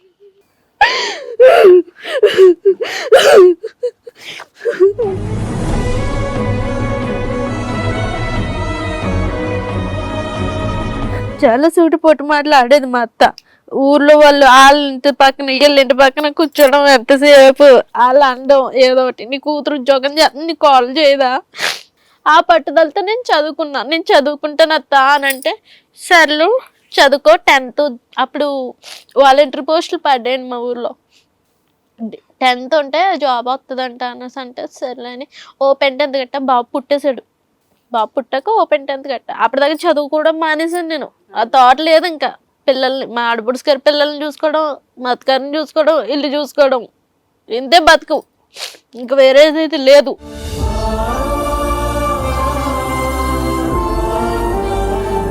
రేణుక ఇప్పుడు ఏడుస్తా అమ్మ, నిన్ను ఓదార్చుకో. ఏం సొల్యూషన్ కావాలంటే మేము అతనితో మాట్లాడాలా, మాట్లాడి నీ దగ్గరికి రమ్మని చెప్పాలా? వచ్చిన తర్వాత మళ్ళీ వెళ్ళిపోతే? ఎందుకంటే వినమ్మా ఒక నిమిషం రేణుక, నీ బాధ నీదే, అందరి బాధలు వేరే, ఎవరి బాధలు అంటే తట్టుకునేటటువంటి పరిస్థితి బట్టి అన్నీ డిఫరెంట్గా ఉంటాయి. కానీ ఇక్కడ ఏంటంటే ఒక పెద్ద కారణం లేకుండా వెళ్ళిపోయినటువంటి వ్యక్తి రేపొద్దున ఏ కారణం చూపెట్టనే వెళ్ళిపోవచ్చు. ఈరోజు నల్లపూసల గురించి వెళ్ళిపోయాడు చెప్తున్నా ఉదాహరణకి. ఇక్కడ అనుమానం అనేటటువంటిది ఏం లేదు నీ మీద, సృష్టించుకున్నటువంటి ఒక అనుమానం అనమాట. ఏదో విధంగా అరే నీ బాధ నా పడలేకపోతున్నావు, నువ్వు పోరా బాబు అనేటటువంటి నీ మాట నోట్లోంచి ఎక్కడ వస్తుందని వెయిట్ చేస్తున్నాడు అనమాట. నువ్వు సఫకేట్ అవ్వాలి, ఉక్కిరి బిక్కిరి అవ్వాలి. నువ్వు బయటికి వెళ్ళావు, ఏ పని చేయవు, నీ మీద అనుమానం ఏంటి? సో ఇదేంటంటే ఒరిజినల్ అనుమానం కాదు, మన సహజసిద్ధంగా ఇక్కడ ఇది కథ కాదు, జీవితంలో చూసే చాలా కథల్లో అనుమానం కాదు, ఇది సృష్టించబడినట్టు కథ అనుమానం. చిన్నపిల్లలు 10 సంవత్సరాల తర్వాత నీ క్యారెక్టర్ మీద పదే వేలెత్తి చూపెడితే, అమ్మ నేను ఈ క్యారెక్టర్ తట్టుకోలేకపోతున్నాను, ఉండలేకపోతున్నాను అని చెప్పి పిల్లోడిని ఎత్తుకుని నువ్వు మీ అమ్మ ఇంటికి వచ్చేస్తావు అని అనుకున్నాడు. అలా జరగలేదు. మాటలు కూడా అనేవాడు. ఒక నిమిషం నువ్వు నెక్స్ట్ కారణాల గురించి మాట్లాడటం కాదు, ఫస్ట్ ఫ్యాక్ట్ ఎందుకు వచ్చావు ఇక్కడ అనేది క్లియర్ కట్గా అర్థం చేసుకో. మేము అతనితో మాట్లాడినా కూడా అది వర్కౌట్ అవుతుందో లేదన్న ఆలోచించుకో. ఎందుకంటే ఇక్కడ ఏం లేవు, అతనికి ఏంటంటే ఇందులో ఉండాలని అనుకోలేదు, పని చేయలేకపోతున్నాడు, పని లేకపోతున్నాడు. నువ్వు బయటకు వెళ్ళి వర్క్ చేయడం కూడా అతనికి ఇష్టం లేదు, అతనికి ఒక స్థిరత్వం లేదు, బయటకు వెళ్ళిపోయాడు. ఇప్పుడు వస్తాడా? కారణాలు ఉన్నోడైతే కనుక కారణం ఉందండి, నా భార్యలో ఈ తప్పు ఉందండి, ఆ తప్పు అండి, ఈ తప్పు మార్చండి, నేను వస్తానంట. తాగుబోతాడైతే కనుక అరే బాబు నువ్వు తాగుబోతాడు, నీ తాగుడు మానిపిస్తావు, రారా బాబు అంటే వస్తాడు వాడు. కానీ ఇక్కడ ఏ కారణం చేత వెళ్ళాడో మాకు అర్థం కావట్లే. పిసినారు ఏమంటున్నాడు, నువ్వు పిల్లోడు లేకపోతే నాకు చాలా డబ్బులు మిగులుతాయి. అమ్మ అయిపోయింది, ఇప్పుడు ఆ స్టోరీ అంతా వినేసాం. పిల్లోడే లేకపోతే అతని తండ్రి అని కూడా ప్రూవ్ అవ్వదు కదమ్మా. ఇక్కడ పాయింట్స్ ఏంటంటేనమ్మా, ఎంత స్ట్రెస్ చేసినా ఇందులో ఎంత పిండినా కూడా ఇవే సమస్యలు, ఈ మూడే. ఒకటి బాధ్యత లేనటువంటి తండ్రి, ఇంకోటి ఏంటంటే నీ మీద అనుమానం అనేది చూపెట్టి అతనికి కావాల్సినటువంటి portion of money from your mother, మీ తల్లి దగ్గర నుంచి రాబట్టుకోవాలని మొదటి నుంచి చేసేటటువంటి విశ్వ ప్రయత్నం వల్ల ఆఖరికి ఉండేటటువంటి ఆ 80 గజాల దగ్గర కూడా అతనికి దక్కకపోవటం అనేది ఇక్కడ ప్రధానమైనటువంటి అంశం. ఇంకేమీ లేదు, ఇంకేం పిండి ఆరేయక్కర్లేదు, మీరు ఇంతే కదా. మీ అమ్మ చేసినటువంటి ఆ పొరపాటు అంటారో గుణపాటు ఏమో నాకు తెలియదు, కానీ 80 లక్షల్లో ఇతనికి అప్పటి నుంచి దాహం ఉంది. అతనికి ఎంత హక్కు ఉందనేది వదిలేసే, అది వేరే విషయం. 18 లక్షల అప్పులు ఎక్కడైనా ఇది అనేది ఒకటి ఏమో అవుతాయి. ఎవరికి ఎవరు 18 లక్షల అప్పులు కాదు సార్, 6 18 లక్షలు లక్షలకు మేము అమ్ముకున్నామండి. అందులో అప్పులు తీసుకుని మిగిలిన ఎలా ఇచ్చుకున్నామని చెప్పాను. ఆ 12 లక్షలు ఇతనికి ఇచ్చింది 50,000 అని అంటున్నాను. పిల్లకని 50,000 ఇచ్చుకున్నాను. అతను గొడవ లేదు నాకు, నా పిల్లకని ఇచ్చుకున్నాను. ఇక్కడ వాదనకు దిగితే ఇంకో 10 సంవత్సరాల పాటు వాదన దిగచ్చు. రమేష్ కావాలని మీ అమ్మాయి అడుగుతుంది కాబట్టి రమేష్ మనసులో ఏమున్నదని నేను చెప్తున్నా. ఎక్కడైతే లెక్క తెగాలో అక్కడ లెక్క తెగలేదు. ఇక్కడ అర్థమైందా? రమేష్కి కావాల్సింది ఏంటంటే నీతో పాటు కొంత డబ్బు కావాలి. పెద్దమ్మ గారు, వీళ్ళ చిన్నమ్మ, నేను అందరం కూడా ఫోన్ చేసి మీ మొగుడు పిల్లలు ఇద్దరు పిల్లోని తీసుకుని ఒకసారి రండి, ఎదురు బొదురుగా ఎవరిది ఏం తప్పు ఉందో అది మాట్లాడుకుందాం. మాట్లాడుకుంటే గొడవ తేలిపోద్ది. ఏదో తేల్చుకోవాలి కదా. అక్కడేమో అతను ఉంటున్నాడు, ఇక్కడేమో పిల్ల ఉంటుంది. అమ్మ ఫైనల్ గా మీకు ఏం కావాలి అసలు? ఇక్కడికి ఎందుకు వచ్చారు? ఎందుకంటే అంత మేజర్ ప్రాబ్లం మాకేం కనిపించట్లా, చాలా సున్నితమైన విషయాలు. ఇక్కడ ఏం అద్భుతం జరుగుతుందని వచ్చారు మీరు? ఆ అబ్బాయికైనా ఈ అమ్మాయి సొల్యూషన్ అంతా చెప్పుకుందండి. ఆ అబ్బాయికైనా ఫోన్ చేసి, ఏంటి అబ్బాయి మీరు ఎలా వదిలేసి వెళ్ళిపోవడం పద్ధతి కాదు కదా, నీ భార్యని ఏం చేద్దాం అనుకుంటున్నావు ఏంటి మరి అని అడిగి ఇద్దరినైనా కలుపుతారని వచ్చామండి. అంతేనా? ఏమ్మా నువ్వు కూడా అట్లాగే అనుకుంటున్నావా? అంటే ఒకవేళ మేము ఫోన్ చేసి మాట్లాడితే అతను తీసుకెళ్తానంటే వెళ్ళిపోతావా? వాళ్ళు పెద్దోళ్ళు కూడా చెప్పాలండి. ఓకే, అందరూ నీకు హామీ ఇవ్వాలి, అబ్బాయికి నుంచి మంచిగా ఉంటాడమ్మా, ఉంటే మేము ఉన్నాం హామీ, ఇంకోసారి ఒక ఛాన్స్ ఇవ్వాలి నీకు. ఏదన్నా సరే ఇలాగంటున్నాడు అలాగంటున్నాడు అని చెప్పినప్పుడు వాళ్ళు రియాక్ట్ అయ్యి నీకు సపోర్ట్ అవ్వాలి, అతన్ని తిట్టాలి, అతని కంట్రోల్ పెట్టాలి. సార్ మేడం ఒకటమ్మా, మీ పేరమ్మా? రేణుకాల మదర్ గారు? అమ్మాజీ గారు. రేణుక అండ్ అమ్మాజీ గారు, ఈ పరిస్థితి వస్తుంది అని చెప్పి ఈ రోజు కాదు, మనం ఎప్పుడో గ్రహించాలి. ఒక దత్తత తీసుకున్నటువంటి ఒక ఆడపిల్ల అంటే, మీరు 2 కొడుకులు ఉన్నారు కాబట్టి దత్తత తీసుకున్నారు అంటే, అల్లారు ముద్దుగా ఎంతో ఆడపిల్ల అంటే ఎంతో ప్రేమ ఉంటేనే కానీ అలా చెయ్యం. ఎందుకంటే సహజంగా మనం ఏం చూస్తాం, ఒక 3-4 ఆడపిల్లలు లేదంటే పిల్లలు లేనటువంటి వాళ్ళు ఒక పిల్లవాడిని దత్తత చేసుకుంటారు. మీరేంటి 2 మగపిల్లలు ఉన్నారు, ఒక ఆడపిల్ల కావాలని దత్తత చేసుకున్నారు. అంటే ఏంటంటే ఒక ఆడపిల్ల మీద మీకు ఉండేటటువంటి ప్రేమ అభిమానం అనేటటువంటిది ఏ స్థాయిలో ఉంది. ఇంటికి లక్ష్మి అనేటటువంటి విధంగా తీసుకొచ్చినటువంటి ఆడపిల్లని మీరు 15 సంవత్సరాల వరకే మోయగలిగారు. 15 సంవత్సరాలే, 16వ సంవత్సరం కల్లా మీకు బరువు అయింది. బరువు అవుతుంది అంటే కనుక మళ్ళీ మీకు కోపాలు వస్తాయి. ఒక మేజర్ కానటువంటి అమ్మాయి, ఇది ఎప్పుడో 1980sలోనో 1990sలోనో జరిగింది కాదమ్మా, పట్టుమని 10 సంవత్సరాల క్రితం. అంటే 2014లో ఒక 15-16 సంవత్సరాల ఆడపిల్లని చదువు మానిపించేసి మీరు అల్లారు ముద్దుగా పెంచుకున్నటువంటి ఒక ఆడపిల్లే కావాలి అని దత్తత చేసుకున్నటువంటి ఆడపిల్లల్ని తనకంటే ఒక 11 సంవత్సరాలు పెద్దదైనటువంటి ఒక లారీ డ్రైవర్కి ఇచ్చి చేయవలసినటువంటి అవసరం లేదు. First point to be noted. మీకు ఉండేటటువంటి ఈ సమస్యకు ఇప్పుడు నాకు చాలా సానుభూతి ఉంది. ఆ అమ్మాయి అలా ఏడుస్తుంటే కనుక నా గుండె తరుక్కుపోతుంది. కానీ ఏంటంటే ఇదంతా కూడా ఏంటంటే చేతులు కాలేక ఆకులు పట్టుకోవటం. అంటే లారీ డ్రైవర్లు అందరూ కూడా దొంగలాండి అంటే అలా అనట్లేదు. ఆ అమ్మాయి చదువుకుంటున్న ఆడపిల్ల, ఒక స్థిరమైనటువంటి ఉద్యోగం చేసుకుని తన వయసుకు దగ్గరగా ఉండేటటువంటి ఒక మగాడు ఆ అమ్మాయికి 18 సంవత్సరాలు నిండిన తర్వాత కానీ లేదంటే ఏ విగ్రీయో చేసిన తర్వాత కానీ చేయొచ్చు. ఏంటా ఎమర్జెన్సీ? ఎందుకు చేశారు నాకు ఇంకా అర్థం కావట్లేదు. ఇప్పటికీ నాకు ఇంత మీరు బాగా చెప్పుకున్నా కూడా ఏమొచ్చింది? మీకేమైనా 10-12 మంది పిల్లలు ఉన్నారా? లేదంటే అప్పుల బారిన పడ్డారా? అంత అర్జెంటుగా ఆ అబ్బాయి అంత గొప్ప సంబంధం రాదనా? లేదంటే ఈ అమ్మాయి చదువు అక్కడితో ఆపేయాలన్నా? ఏంటో నాకు కారణం అర్థం కావట్లేదు. సరే, ఏ కారణమైనా చేశారు. చేసిన తర్వాత ఏంటంటే ఏదైతే మోస్ట్ ఎక్స్పెక్టెడో, రమేష్ మీ ఇంట్లో వ్యక్తి అయినా కూడా రమేష్ యొక్క క్యారెక్టర్ ఏంటి, ఆలోచన ఏంటి, అసలు అతని ఆశ ఏంటి, కోరిక ఏంటి అనేటటువంటిది ముందుగానే అసెస్ చేసుకుంటే కనుక అతను డబ్బులు ప్రియుడా, స్థిరమైనటువంటి ఉద్యోగం ఏమైనా చేసుకుంటాడా, ఉన్న లారీ అయినా స్థిరంగా నడుపుతాడా, పాపను పోషించగలడా అన్నట్టు బయట ఎక్కడో కాన్కెస్గా అయితే కనుక మనం అసెస్ చేయలేం. మన ఇంట్లో ఉండేటటువంటి వాడు మన ఇంటికి అడుగు పెట్టినప్పుడు ఏంటంటే ఫస్ట్ ఈ అసెస్మెంట్ ఇంపార్టెంట్. వాడికి డబ్బులు కావాలా, వాడి కడుపు ఎప్పటికైనా నిండుతుందా, ఎప్పటికీ నిండదా, ఇంత ఇస్తే సరిపోతుందా, లేదంటే ఇంకా అడుగుతూనే ఉంటాడా, ఇది అసెస్ చేయడం పెద్ద కష్టం కాదు. కానీ ఆ డిఫరెన్స్ అనేది అక్కడే వచ్చింది. ఏదైతే కనుక మీరు మొత్తం అంతా అమ్మి నీకు పెట్టి పెళ్ళి అయితే చేశారో అక్కడితో మన రమేష్ గారి కడుపు నిండలేదు. సో ఈ సమస్య 6 నెలల క్రితం రమేష్ వదిలిపోవడంతో మొదలవలే, 10 సంవత్సరాల క్రితం మీ పెళ్లిపేటల దగ్గరే మొదలైంది. సో ఇది నేనేమంటున్నానంటే మేడం, ఈ 10 సంవత్సరాల పాటు జరిగినటువంటి వ్యవహారం ఏదైతే ఉందో ఇక్కడేమి ఒక ట్రొమాటిక్ సిచ్యువేషను, ఒక సెన్సేషనల్ ఏం జరగలే. మనం చూసేటటువంటి చాలా భారీ ఎత్తున కేసులతో పోల్చుకుంటే ఒక తాగి తిరిగి తందనాలాడేటటువంటి మగాడు ఇంటికొచ్చి వేయించుకొని పెన్నం మీద వేయించుకుని తన్నేటటువంటి సిచ్యువేషన్ ఇక్కడ లేదు. అంటే ఇది టార్చర్ కాదా అండి అంటే కనుక ఆ అమ్మాయి అంత చిన్న వయసులో పెళ్లి జరిగినటువంటి అమ్మాయికి అదే కొండంత టార్చర్ ఏమో, అది మనం ఏం తక్కువ చేసి చూపెట్టట్లేదు. కానీ ఇక్కడ ఏమైంది అంటే కనుక ఒక ప్రత్యేకమైనటువంటి సంఘటన ఇక్కడ ఏమీ లేదు. ఒక అతి భయంకరమైనటువంటి క్యారెక్టర్లెస్ మూర్ఖుడు అనేటువంటి రమేష్ గురించి మనం మాట్లాడట్లేదు. ఒక శాడిస్టిక్ టార్చర్ పెట్టేటటువంటి మొగుడు మగాడు గురించి మనం మాట్లాడట్లేదు. ఇక్కడ ఏంటంటే కనుక ఒక బేసిక్ మిస్అండర్స్టాండింగ్. నేను ఒక లారీ నడుపుకుంటున్నాను, ఏమంత తాగుబోతాడు ఏం కాదు, అడపదడప లారీ డ్రైవర్స్ తాగటం అనేది సర్వసహజం. సో ఆ క్యారెక్టర్ కూడా లేదు. లారీ డ్రైవర్లకి చాలామందికి ఏంటంటే, చాలామందికి, అందరికీ అనట్లేదు, చాలామందికి చాలా వ్యవహారాలు ఉంటాయి. అది కూడా ఇక్కడ కనిపించట్లేదు. ఎక్కడన్నా సీక్వెన్స్ చెప్తాను అది కూడా. పోనీ పిల్లల యొక్క బాధ్యత అంటే కనుక పూర్తిగా అది విస్మరించలేదు. ఈ 10 సంవత్సరాల పాటు మీ అమ్మ పోషిస్తే పెరగలేదు. నీకంటూ అతను ఎంతో తెచ్చాడు, ఇచ్చాడు. దాంతోపాటు 10 సంవత్సరాలు నడిచింది. ఈ 6 నెలల్లో లేదంటే మధ్యలో 1.5 మంత్తో పోషించకుండా అతని దారిని అతను పోయాడు. సర్వసహజంగా మేము చూసేటటువంటి సీక్వెన్స్ ఏంటంటే భార్యని ఇంట్లోంచి నెట్టేస్తూ ఉంటాడు. ఇతను ఏంటంటే కోపం వస్తే అలిగితే కనుక ఇతను వెళ్ళిపోతూ ఉంటాడు. సో ఇది ఒకటి. అంటే ఏంటంటే ఇది కంటిన్యూస్గా నడిచినటువంటి ఒక వ్యవహారం కానీ కొత్తగా వచ్చినటువంటి సీక్వెన్స్ ఏం కాదు. ఏదైతేనేమి రమేష్ చెడ్డోడు కాదు అని చెప్పి రేణుక చెడ్డది కాదు. రమేష్ నా మీద అనుమానం పడుతున్నాడంటే ఇందాక నేను చెప్పినటువంటి అంటే కనుక అతనికి ఏం కారణాలు దొరకట్లేదు. ఏ విధంగా ఈ అమ్మాయిని వదిలించుకోవాలి, ఈ అమ్మాయి నాకు ఏదైతే అక్కడ ప్రామిస్ చేశారో, ఏదైతే నేను కోరుకున్నానో, మరీ అంత పేదరికంలో లేరు, ఎంతో కొంత ఆస్తిపాస్తి ఉంది, ఎంతో కొంత నాకంటే ఇంత షేర్ ఉండాలనేటటువంటి కక్కుర్తపడినటువంటి ఒక వ్యక్తి. పోనీ ఆ దాహం మీరు తీర్చారా అంటే ఆ దాహం అప్పుడు తీర్చలేదు. మొన్న 80 గజాలు అమ్మినప్పుడు కూడా అతనికి హక్కు ఉందా లేదా అనేది వేరే. అతనికి ఎప్పుడు మొదటి నుంచి ఇప్పటి వరకు ఏంటంటే కొంత డబ్బు అనేటటువంటిది ఆశ ఉంది.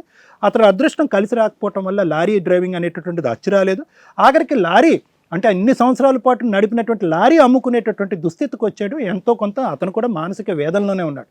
ఆ డబ్బులు తీసుకెళ్ళి నువ్వేమన్నావు అంటే కనుక ఒక ప్లాట్ కొందామన్నావు. అతను తీసుకెళ్ళి ఏం చేశాడు, ఏం చెడ్డ పని ఏం చేయలేదు. వడ్డీకి ఇచ్చారు కానీ వాళ్ళు ఇవ్వట్లేదు. అది వేరే విషయం. ఆ తలరాత బట్టి ఉంటుంది ఎవడు తీరుస్తాడు వడ్డీ ఎవడు ఇవ్వడు అనేది. కానీ అతను కూడా ఏంటంటే కనుక ఈ స్టాప్ గ్యాప్ టైంలో ఏదైతే కనుక మనకి ఇంకో వ్యాపకం అనేటటువంటిది వచ్చే లోపు ఇది ఎక్కడో తోట పెడితే కనుక వడ్డీ వస్తుంది అనుకున్నా అది కూడా 0 అయిపోయింది.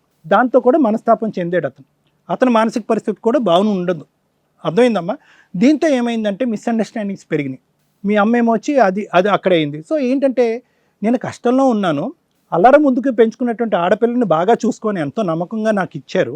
నా అదృష్టం బాగుండక నాకు ఒక స్థిరమైనటువంటి ఉద్యోగం లేక ఒకసారి స్థిరమైనటువంటి సంపాదన లేకుండా మేమిద్దరం అస్తవ్యస్తలు పడుతుంటే కనుక చూస్తూ ఉండేటటువంటి నీ తల్లి సహాయం చేయొచ్చు కదా అనేటటువంటిది అతని ఆలోచన. డబ్బులు లేకపోతే ఎవరు సహాయం చేయలేరు. ఆస్తి అమ్ముకుని 18 లక్షలు వచ్చిన తర్వాత అందులో కొంత పోగా 13 లక్షలు అందరూ పంచుకుంటే కనుక ఆ టైం అప్పుడు బాగానే ఉన్నారు. ఏం బాగున్నారమ్మా? ఏ ప్యాలెస్లో ఉన్నారు? ఉండండి. అప్పుడు కూడా సొంత ఇల్లు ఉంది, అప్పుడు లారీ ఉంది. వినమ్మా, నేను అదే పాయింట్కి వస్తా. నువ్వు 15 సంవత్సరాలు అప్పుడు ఎందుకు పెళ్లి చేసావు అనేది అంటాను. నువ్వు ఈ మాట ఎత్తావంటే నేను అదే అంటా. మరి తప్పు కాదు, నేరం. అది నేరం కాదు, ఘోరం. అది నువ్వు ఇంకా మాట్లాడితే నేను ఇంకా అదే మాట్లాడతా. 2014లో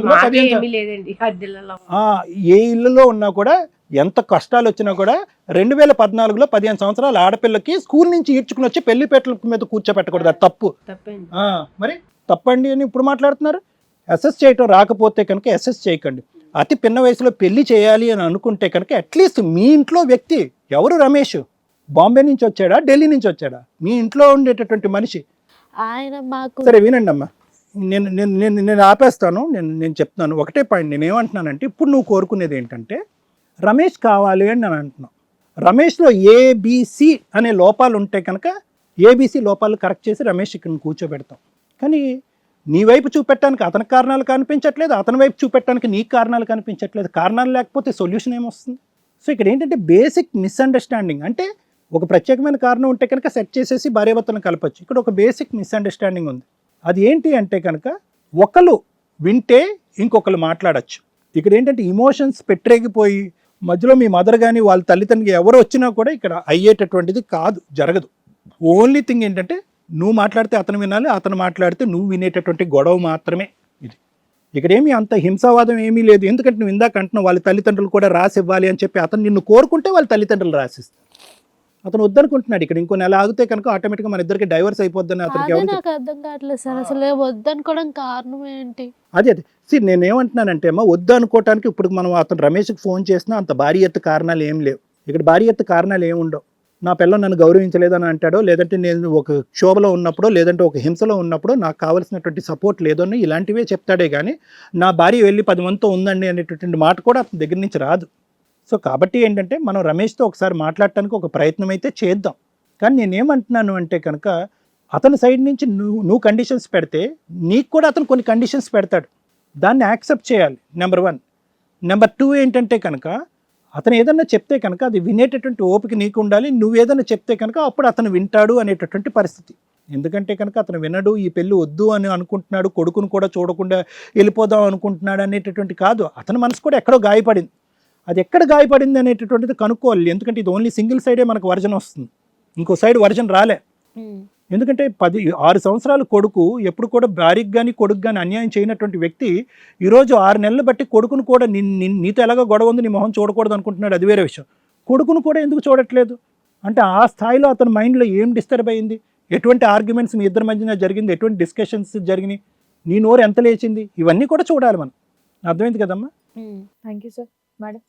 మేడం ఇది చాలా సెన్సిటివ్ కేసు. మనం చూసే ప్రతి కేసుకి దీనికి చాలా డిఫరెన్స్ ఉంది.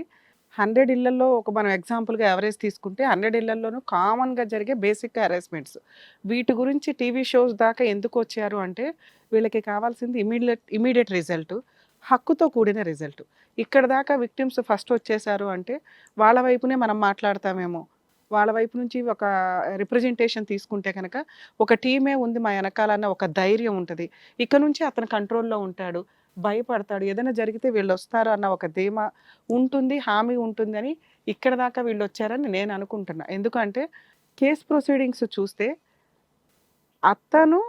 అతని రేంజ్లో అతని ఈగోలో ఉన్నాడు. అతనికి కావాల్సింది ఏంటి, అతని ఈగో సాటిస్ఫై అవ్వడం. ఇక్కడ పెద్దగా క్రూయాలిటీలు కానీ హెరాస్మెంట్స్ కానీ ఏమీ లేవు. ఈ మాత్రం ఫైనాన్షియల్ తగాదాలు ఏంటంటే స్టెప్ బై స్టెప్ వీళ్ళ మీద, ఈ అమ్మాయి వాళ్ళ మీద చూస్తే వీళ్ళు ఇంకా ఫైనాన్షియల్గా వీకే. ఇక్కడ ఆస్తి ఎక్కడ పెద్ద కోట్ల ఆస్తి గురించి కూడా మనం మాట్లాడడానికి లేదు. ఆస్తి ఒకవేళ వీళ్ళ హస్బెండ్ది అయ్యి ఉండి ఆయన చనిపోయినాక ఇది అమ్మాల్సిన పరిస్థితి వచ్చి మీరు వెళ్ళి సైన్ చేశారమ్మా, ఆస్తి అమ్మినప్పుడు అసలు అవసరమే లేకుండా పోయింది. ఆ ఆస్తి అన్నదమ్ములకి సంబంధించింది. వాళ్ళిద్దరూ పనిచేసుకొని అప్పు తీర్చుకోవాలి కాబట్టి బాధ్యతల ప్రకారం వాళ్ళు అప్పు తీర్చుకున్నారు. ఆడపిల్లకి ఎప్పుడైనా కానీ అలాంటి వచ్చినప్పుడు ఆడపిల్లకి ఒక ఆశ ఉంటుంది, ఓ చీరో ఓ నగో ఓ వ్యవహారం అని. అప్పుడు వాళ్ళ అమ్మకి ఇచ్చిన అమౌంట్లోంచి ఆవిడ ఒక 50,000 తీసి ఇచ్చింది. ఆ ఇచ్చిన అమౌంట్ తోటి వాళ్ళు ఒక పెద్ద ఇష్యూని క్రియేట్ చేసుకున్నారు. ఆ ఇచ్చిన దాంతో సరిపెట్టేసుకొని ఆ రోజుకి ఏదో ఒక వస్తువు కొనేసి ఉంటే బాగుండేది. లేదా బాబు అల్లుడు ఇదిగో అమ్మాయికి ఇది ఫిక్స్డ్ డిపాజిట్ చేస్తున్నాను, మీరు చావండి అంటే ఆ 50,000 ఉండేవో ఊరేగవో మళ్ళీ వడ్డీలకి వెళ్ళేవాడు, తర్వాత సంగతి. అవి పోతే పిల్లకి ఒక వస్తువు అన్నా కొనిచ్చాలి, అదేదో గౌరవంగా ఉంటుంది అని ఆవిడేదో ప్రయత్నాలు చేసింది. అడ్డంగా ఫెయిల్ అయిన ఒక డిజాస్టర్ ప్లాన్ అది. ఎందుకంటే అందులో నానమ్మలకి సంబంధించిన వారసత్వపు ఆస్తి వచ్చేసింది. అది ఒక మెమరీకి సంబంధించిన ఇన్సిడెంట్. చాలామంది అనుకుంటారండి, ఇందాక ఈ అమ్మాయి ఒక 10 to 15 minutes అదే పాయింట్ మీద అమ్మ కూతుర్లు ఆర్గ్యూ చేశారు. అది చాలా సెన్సిటివ్ పాయింట్. ఆ రోజున వాళ్ళు 1000 రూపాయలకు కొన్నారో 2000కి కొన్నారో ఆ వస్తువులు అనేవి వాళ్ళ వారసుడికి మనవడికి పెట్టుకున్న వస్తువులు. వాటిని ఆ పిల్లోడి పర్సనల్ నీడ్స్ నిమిత్తమే యూజ్ చేయాలి, లేదా మెమరీగా అలా ఉంచాలి తప్ప తెలిసి తెలియక కలిపేసుకునే వ్యవహారాల్లో చాలా పెద్ద బాధపడతాం. ఇంకా వీళ్ళు ఒకవేళ ఆ పిల్లోడికి పెట్టుంటే అమ్మమ్మ తాతయ్య వాళ్ళ అల్లుడు వాడేసుకొని ఉన్నా వీళ్ళు మాట్లాడరు భయంతో, వాళ్ళు చావు చేస్తారు, కూతురు బాగుంటే చాలరా బాబు అని. కానీ నానమ్మ తాతయ్యలు భర్త ఆడపడుచుల విషయానికి వచ్చేసరికి అదే ఎట్లా తను వాడుకుంటుంది. పిల్లోడి కోసం ఏదైనా చేయిస్తే ఊరుకుంటారు. అది కొంత సెన్సిటివ్కి సంబంధించిన విషయం. అది సెన్సిటివ్ పాయింట్ అని కూడా వీళ్ళకి అర్థం కావట్లా. వాళ్ళ దృష్టిలో వాళ్ళ ఆ పాయింట్ స్ట్రాంగ్గా ఉన్నారు, వీళ్ళ దృష్టిలో ఈ పాయింట్లో వీళ్ళు స్ట్రాంగ్ ఉన్నారు. నేను అమ్మని, నా కొడుకు నేను కంటేనే కదా వచ్చాడు, వాడి వస్తువులు నేను వాడుకోకూడదా, పైగా అది నల్లపూసలు భర్తకు సంబంధించిన రిప్రజెంటేషను, ఇన్ని వీళ్ళ ఆలోచన. సో ఇవి ఏదో బ్రాడ్గా ఆలోచించండి అంటే వాళ్ళు పెరిగిన వాతావరణాలు, వాళ్ళ సర్కిల్ ప్రకారం వాళ్ళ ఆలోచన విధానం ఎలాగే ఉంటుంది. వీళ్ళని తప్పు రాంగ్ అని మనం డిసైడ్ చేయడానికి ఎక్కడ కనిపించట్లేదు. తెలుసుకుంటే బెటరు అని నా ఉద్దేశం అంతే. ఇక జాబ్ విషయానికి వస్తే ఈ అమ్మాయి జాబు ఆల్రెడీ చేస్తున్నది, ఇంట్లోనే ఖర్చు పెడుతుంది, వాటితో ₹1 ఏదన్నా తందాచుకుంటుందేమో తప్ప 5 months నుంచి అతను లేడు. అంటే ఇల్లు పోషించడం కానీ పిల్లోడి మెయింటెనెన్స్ కానీ అన్నీ తను చూసుకొని తనకి తాను నిలబడిగే అంత కెపాసిటీలో ఉంది. దీన్ని యాక్సెప్ట్ చేసే స్టేజ్లో రమేష్ లేడు. ఎందుకంటే ఆల్రెడీ మేల్ ఈగోతో ఉన్న వ్యక్తి. అతను క్రూయల్ కాదు, లేకపోతే హింసిస్తాడో, అక్రమ సంబంధాలు ఇవన్నీ కాదు. ఈ అమ్మాయిని హర్ట్ చేయాలి, ఈ అమ్మాయి డామినేషన్ని తగ్గించాలి. అది అతనికి మేజర్ ఇంపార్టెంట్ ఇక్కడ. అది తగ్గల. ఎప్పుడైతే తను ఒక రూపాయి చూడడం స్టార్ట్ అయ్యిందో వాయిస్ రేజ్ అయింది, హక్కులు మాట్లాడడం తెలిసింది. 8 ఏళ్ళు అమ్మాయి వాళ్ళకి చాకరీ చేస్తూ ఇవన్నీ ఆవిడ లైఫ్ని రాసింది ఇక్కడ రమేషో ఇంకొకళ్ళో కాదు, వాళ్ళ అమ్మా నాన్న. వాటిని రికగ్నైజ్ చేసే ఏజ్లో అమ్మాయి లేదు. ఎందుకంటే నేను ఆల్రెడీ ఎక్కడెక్కడి నుంచో ఏడ్చుకుంటూ వస్తుంది తను. ఊపిరి ఆడల కాసేపు తనకి. మనం బ్రేక్ తీసి మళ్ళీ తను కూల్ చేయాల్సి వచ్చింది. అంటే ఇంత చిన్న పాయింట్స్ని, ఇంత చిన్న హెరాస్మెంట్లను కూడా తను రికగ్నైజ్ చేసుకొని భరించే స్టేజ్లో ఉండలా. ఎందుకు అంటే చిన్న వయసులో పెళ్లి చేశారు. ఆ పెళ్లి చేసింది మీ అమ్మా నాన్న. ఎందుకు అంటే మీ పరిస్థితుల వల్ల. దీన్ని మీరు యాక్సెప్ట్ చేసేయాలి. ఈరోజు మీరు సొసైటీలోకి వచ్చారుగా. మీరు ఆ రోజు చేసిన పని ఈ రోజున 10 ఏళ్ల కాపురం నిలబెట్టింది. ఏ పని? మీ అత్తకి సేవ చేయడం, మీ ఇంట్లో సర్వీస్ చేసుకుంటూ వెళ్ళడం. ఆ 8 ఏళ్లలో నీకు పెద్ద క్రూయాలిటీ ఏమీ లేదు. ఉన్నంతలో ఏదో నడిపించుకుంటూ వచ్చావు. నీకు మేజర్ ప్రాబ్లం ఎప్పుడు వచ్చింది అంటే నువ్వు బయటకు వచ్చినాక. ఎందుకు వచ్చింది అంటే నువ్వు స్వేచ్ఛగా ఉండగలిగావు. అత్తమావలకి చాకరీ తగ్గింది, నీ పిల్లోడికి నీ భర్తకే చేసుకుంటున్నావు. నీ భర్త 20 రోజులు వెళ్తే నువ్వు ఏమనుకుంటే అదే, ఇంట్లో వండుకుంటే వండుకుంటావు, లేకపోతే లేదు. చక్కగా హ్యాపీగా జాబ్ చేసుకుంటున్నావు, పిల్లోడిని చూసుకుంటున్నావు. ఇది అయిపోయింది. ఇంటికి వచ్చిన తర్వాత నీ ఇంత హ్యాపీనెస్ యాక్సెప్ట్ చేసే స్టేజ్లో నాలెడ్జ్ అతనికి లేదు. నువ్వు సంతోషంగా ఉంటే మీ ఆయనకి నచ్చదు. నువ్వు బాంచందరా అంటూనే ఉండాలి ఎంతసేపు. అలా ఉండగలిగితే ఈ రోజుకి నీ ప్రాబ్లం సాల్వ్ అయ్యేది. నువ్వు భర్త కావాలి అనుకుంటే ఈ 8 ఏళ్ళు ఎలా ఉన్నావో అలాగే ఉండాలి. నీ అత్తమామలు మీ హస్బెండ్కి కౌన్సిలింగ్ ఇవ్వరమ్మా, ఇవ్వాల్సిన అవసరం లేదు. వాళ్ళు అంతే, అతను అంతే. అతను నీ ఇంటికి ఒక మహారాజు అనుకుని నువ్వు ఫీల్ అయితే వాళ్ళ ఇంటికి వెళ్ళాలా, వాళ్ళని బతువులు ఆడుకోవాలా. వాళ్ళు చెప్పిన కండిషన్స్ యాక్సెప్ట్ చేసి నువ్వు నిలబెట్టుకుంటే నీకు కాపురం నిలబడుతుంది. పోలీస్ స్టేషన్కి వెళ్ళి బెదిరించి కౌన్సిలింగ్లు ఇప్పించి ఇలా రండి అంటే ఖచ్చితంగా అలా ఆయన వస్తాడు. ఇప్పుడు రమ్య గారో సారో మేడమో ఈ ఫోన్ మాట్లాడితే భయపడి కూర్చుంటాడు కౌన్సిలింగ్కి. కానీ అతని మేలిగో సాటిస్ఫై అవ్వదు. అప్పటికి నీ డామినేషనే. మీకు లాజిక్ అర్థమవుతుందా? ఆ డామినేషన్ని అతను అసలు యాక్సెప్ట్ చెయ్యడు. జైలు కన్నా వెళ్తాడు, కోర్టుల కన్నా వెళ్తాడు, కాపురం అన్నా నాశనం అవుతుంది. సెన్సిటివ్ పాయింట్స్లో మేము సీరియస్గా తీసుకోలేమమ్మా. సీరియస్ పాయింట్లకి రమ్య గారు సీరియస్గా ఫోన్ చేసేస్తారు, తోలు తీసేస్తారు, లేకపోతే కేసులు వేస్తారు. నీకు లీగల్గా సపోర్ట్ ఉంటామో, లేకపోతే మేమే అక్కడికి వస్తామో, ఇన్ని చేస్తాం. నీ కేసు అలాంటిది కాదు, బంగారం లాంటి కాపురం. నీ స్వేచ్ఛని యాక్సెప్ట్ చేసే నాలెడ్జ్ మీ ఆయన దగ్గర లేదు. నీలాంటి మంచి భార్యలు దొరక బయట చాలామంది ఏడుస్తున్నారు. కానీ నీకు భర్తని ఎలా చూసుకోవాలి, భర్త దగ్గర ఎట్లా ఉండాలనేది తెలియాల. ఇప్పుడు తెలుసుకోండి. మీ అమ్మకి చెప్పడానికి తెలీదు. కూతురు కాపురం నాశనం అయితే ఎవరికి లాస్ అమ్మా? మీ అమ్మకే లాస్ కదా. నీ కాపురం పోవాలని ఆవిడ అనుకోవట్లా. ఇంత దూరం పరిగెత్తుకొని ఎందుకు వచ్చింది అంటే గబగబా మేము పిలిచి కౌన్సిలింగ్ ఇస్తామేమో అని. ముదురు కేసు అయితే మేము కౌన్సిలింగ్ ఇస్తాం, మాట వినని వ్యక్తి అయితే కౌన్సిలింగ్ ఇస్తాం. ఇప్పుడు కనుక మేము ఫోన్ చేయడమో, పోలీస్ స్టేషన్కో ఇప్పుడు నేను మాట్లాడడమో అనేది జరిగితే ఖచ్చితంగా ఈ కాపురం నాశనం అయిపోద్ది. అది నీకు అవసరమా? నువ్వు మాట్లాడమంటే మమ్మల్ని నమ్ముకొని వచ్చావు కాబట్టి మాట్లాడతాం. వెంటనే అతను ఏమంటాడు, అతని ఈగో ఏదైతే ఉందో అది రెచ్చిపోద్ది. అంటే తన కాళ్ళ దగ్గరికి నన్ను పిలిపిస్తుంది. తనకున్న బ్యాక్గ్రౌండ్ని చూపించి మమ్మల్ని ఇంకా తొక్కేయాలని చూస్తుంది. నాకు అవసరం లేదండి అమ్మాయి, నేను కోర్టులోనే చూసుకుంటానంటే నీకు వచ్చే ఇంకొక ఛాన్స్ రాదు. ఇది 100% విడిపోయే కాపురం కాదు. అలా విడిపోయే పరిస్థితి వస్తే నువ్వు ఈ 1 yearలో చేసిన పని వల్ల, జాబ్ వల్ల, నిన్ను నువ్వు పోషించుకోవడం వల్ల. అర్థమవుతుందా? నువ్వు మీ ఆయన మీద డిపెండ్ అయిపోతున్నట్టు షో ఆఫ్ ఉండాలి. లౌక్యం తెలియాలి కాపురానికి. నువ్వు 100% మంచి పిల్లవి. నీకు ఆ లౌక్యం తెలియక ఈరోజు కాపురం రోడ్డు మీదకి వచ్చింది. 6 నెలలు ఎందుకు వెళ్ళిపోతాడమ్మా? నువ్వు నేను ఉండగలను అని ప్రూవ్ చేసేసావు. అలా ఉండాలనే చెప్తాను. అదే తప్పే లేదు ఇక్కడ. నువ్వు గొడవ పడలా, కానీ మీ ఆయన లేకుండా 6 నెలలు నువ్వు ఇండివిడువల్గా ఉంటున్నావు. మీ అమ్మ తోడు ఉంటుంది, ఎవరు ఓ పిల్లోడిని పోషిస్తున్నావు. మగాడి తోడు లేకుండా నువ్వు ఉండగలిగావంటే ఆ మగాడికి వాల్యూనే లేదు కదా. అలానే నువ్వు ఉండొద్దు అన్నట్లు అట్లా ఉండాలి. ఎందుకంటే భర్తకి ఏదైనా అవసరం వచ్చి ఏ జాబు చేయలేకపోతే మీరు పోషించేలా ఉండాలి. మనల్ని పోషిస్తున్నప్పుడు మనం పోషించాలిగా భర్తని. జాబు లేదు అని ఇన్సల్టే చేయకూడదు.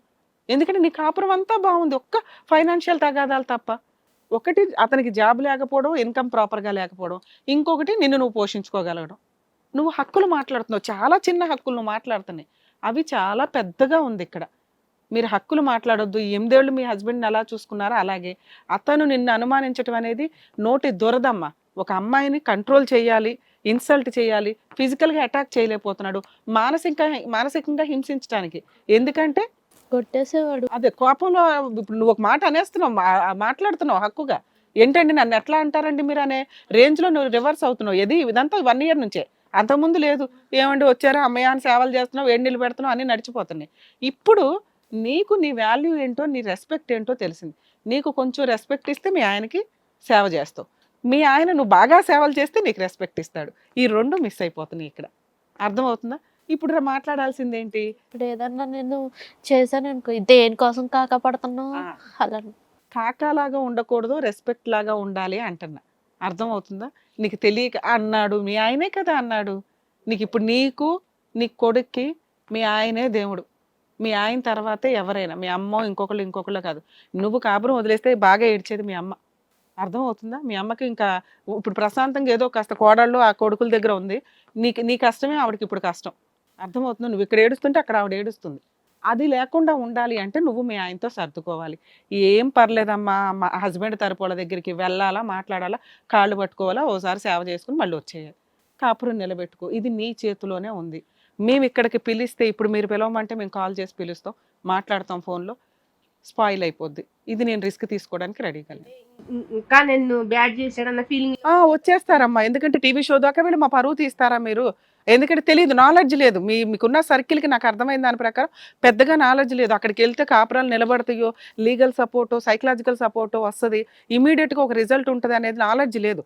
అన్ని కేసులకి ఫోనులు చేసేయడమో, కేసులు వేయడమో కాదు. ఇది పోలీస్ స్టేషన్ దగ్గరకో, లాయర్ దగ్గరకో, టీవీ షోకో వెళ్ళే కేసు కాదు. నీకు 100% నీ తప్పు ఏంటి, అతని తప్పు ఏంటో నీకు తెలిస్తే చాలు. అది ఇప్పుడు సారు, నేను, మేడం మీకు ఎక్స్ప్లెయిన్ చేసాం. ఈగో ఒక్కటే, మీ ఆయన ఈగో సాటిస్ఫై చేస్తే 100% నీ కాపురం నిలబడుతుంది. మీ ఆయనకి ఎవడ కౌన్సిలింగ్ అవసరం లేదు, ఎవడ రెస్పెక్ట్ అవసరం లేదు, ఎవరి ఇది అవసరం. నువ్వు ఒక్కదానివి బాంచని అనుకుంటూ ఉంటూ షో ఆఫ్ ఇస్తే దాన్నే లౌక్యంగా కాపురం చేయడం అంటారు. నీ పిల్లోడికి తండ్రి కావాలి, నీకు భర్త కావాలి, మీ అమ్మ ప్రశాంతంగా ఉండాలంటే ఇదొక్కటే టార్గెట్ నాన్న. ఎందుకంటే మీ మంచే మేము ఇక్కడ ఆలోచిస్తాం కదా. ఫోన్ చేయడం 100% కరెక్ట్ కాదు మేడం. రేణుక గారు చక్కగా చెప్పారు. ఇక్కడ మన డాక్టర్ గారు కానివ్వండి, అడ్వకేట్ గారు కానివ్వండి, మీ ప్రాబ్లమ్స్ అంతా ఫస్ట్ నుంచి అన్నీ చెప్పుకుంటూ వచ్చారు. సో ఇక్కడ ఏం చేయాలని వాళ్ళు చెప్పారు, సేమ్ అలాగే చేస్తే కనుక మీ కాపురం అనేది బాగుంటుంది, బాబుతో హ్యాపీగా ఉండొచ్చు. అర్థమైంది కదా మీకైతే క్లియర్గా? ఏమా మీకైతే క్లియర్గా అర్థమైందిగా? అమ్మ మీరు ఇంటికి వెళ్ళండి, వాళ్ళే రావాలో ఇంకొకటో ఆయన కండిషన్లు పెట్టే స్టేజ్లో లేవు. అమ్మాయికి కొంచెం కాపురం చేయడం ఎట్లా అని నేర్పించండి.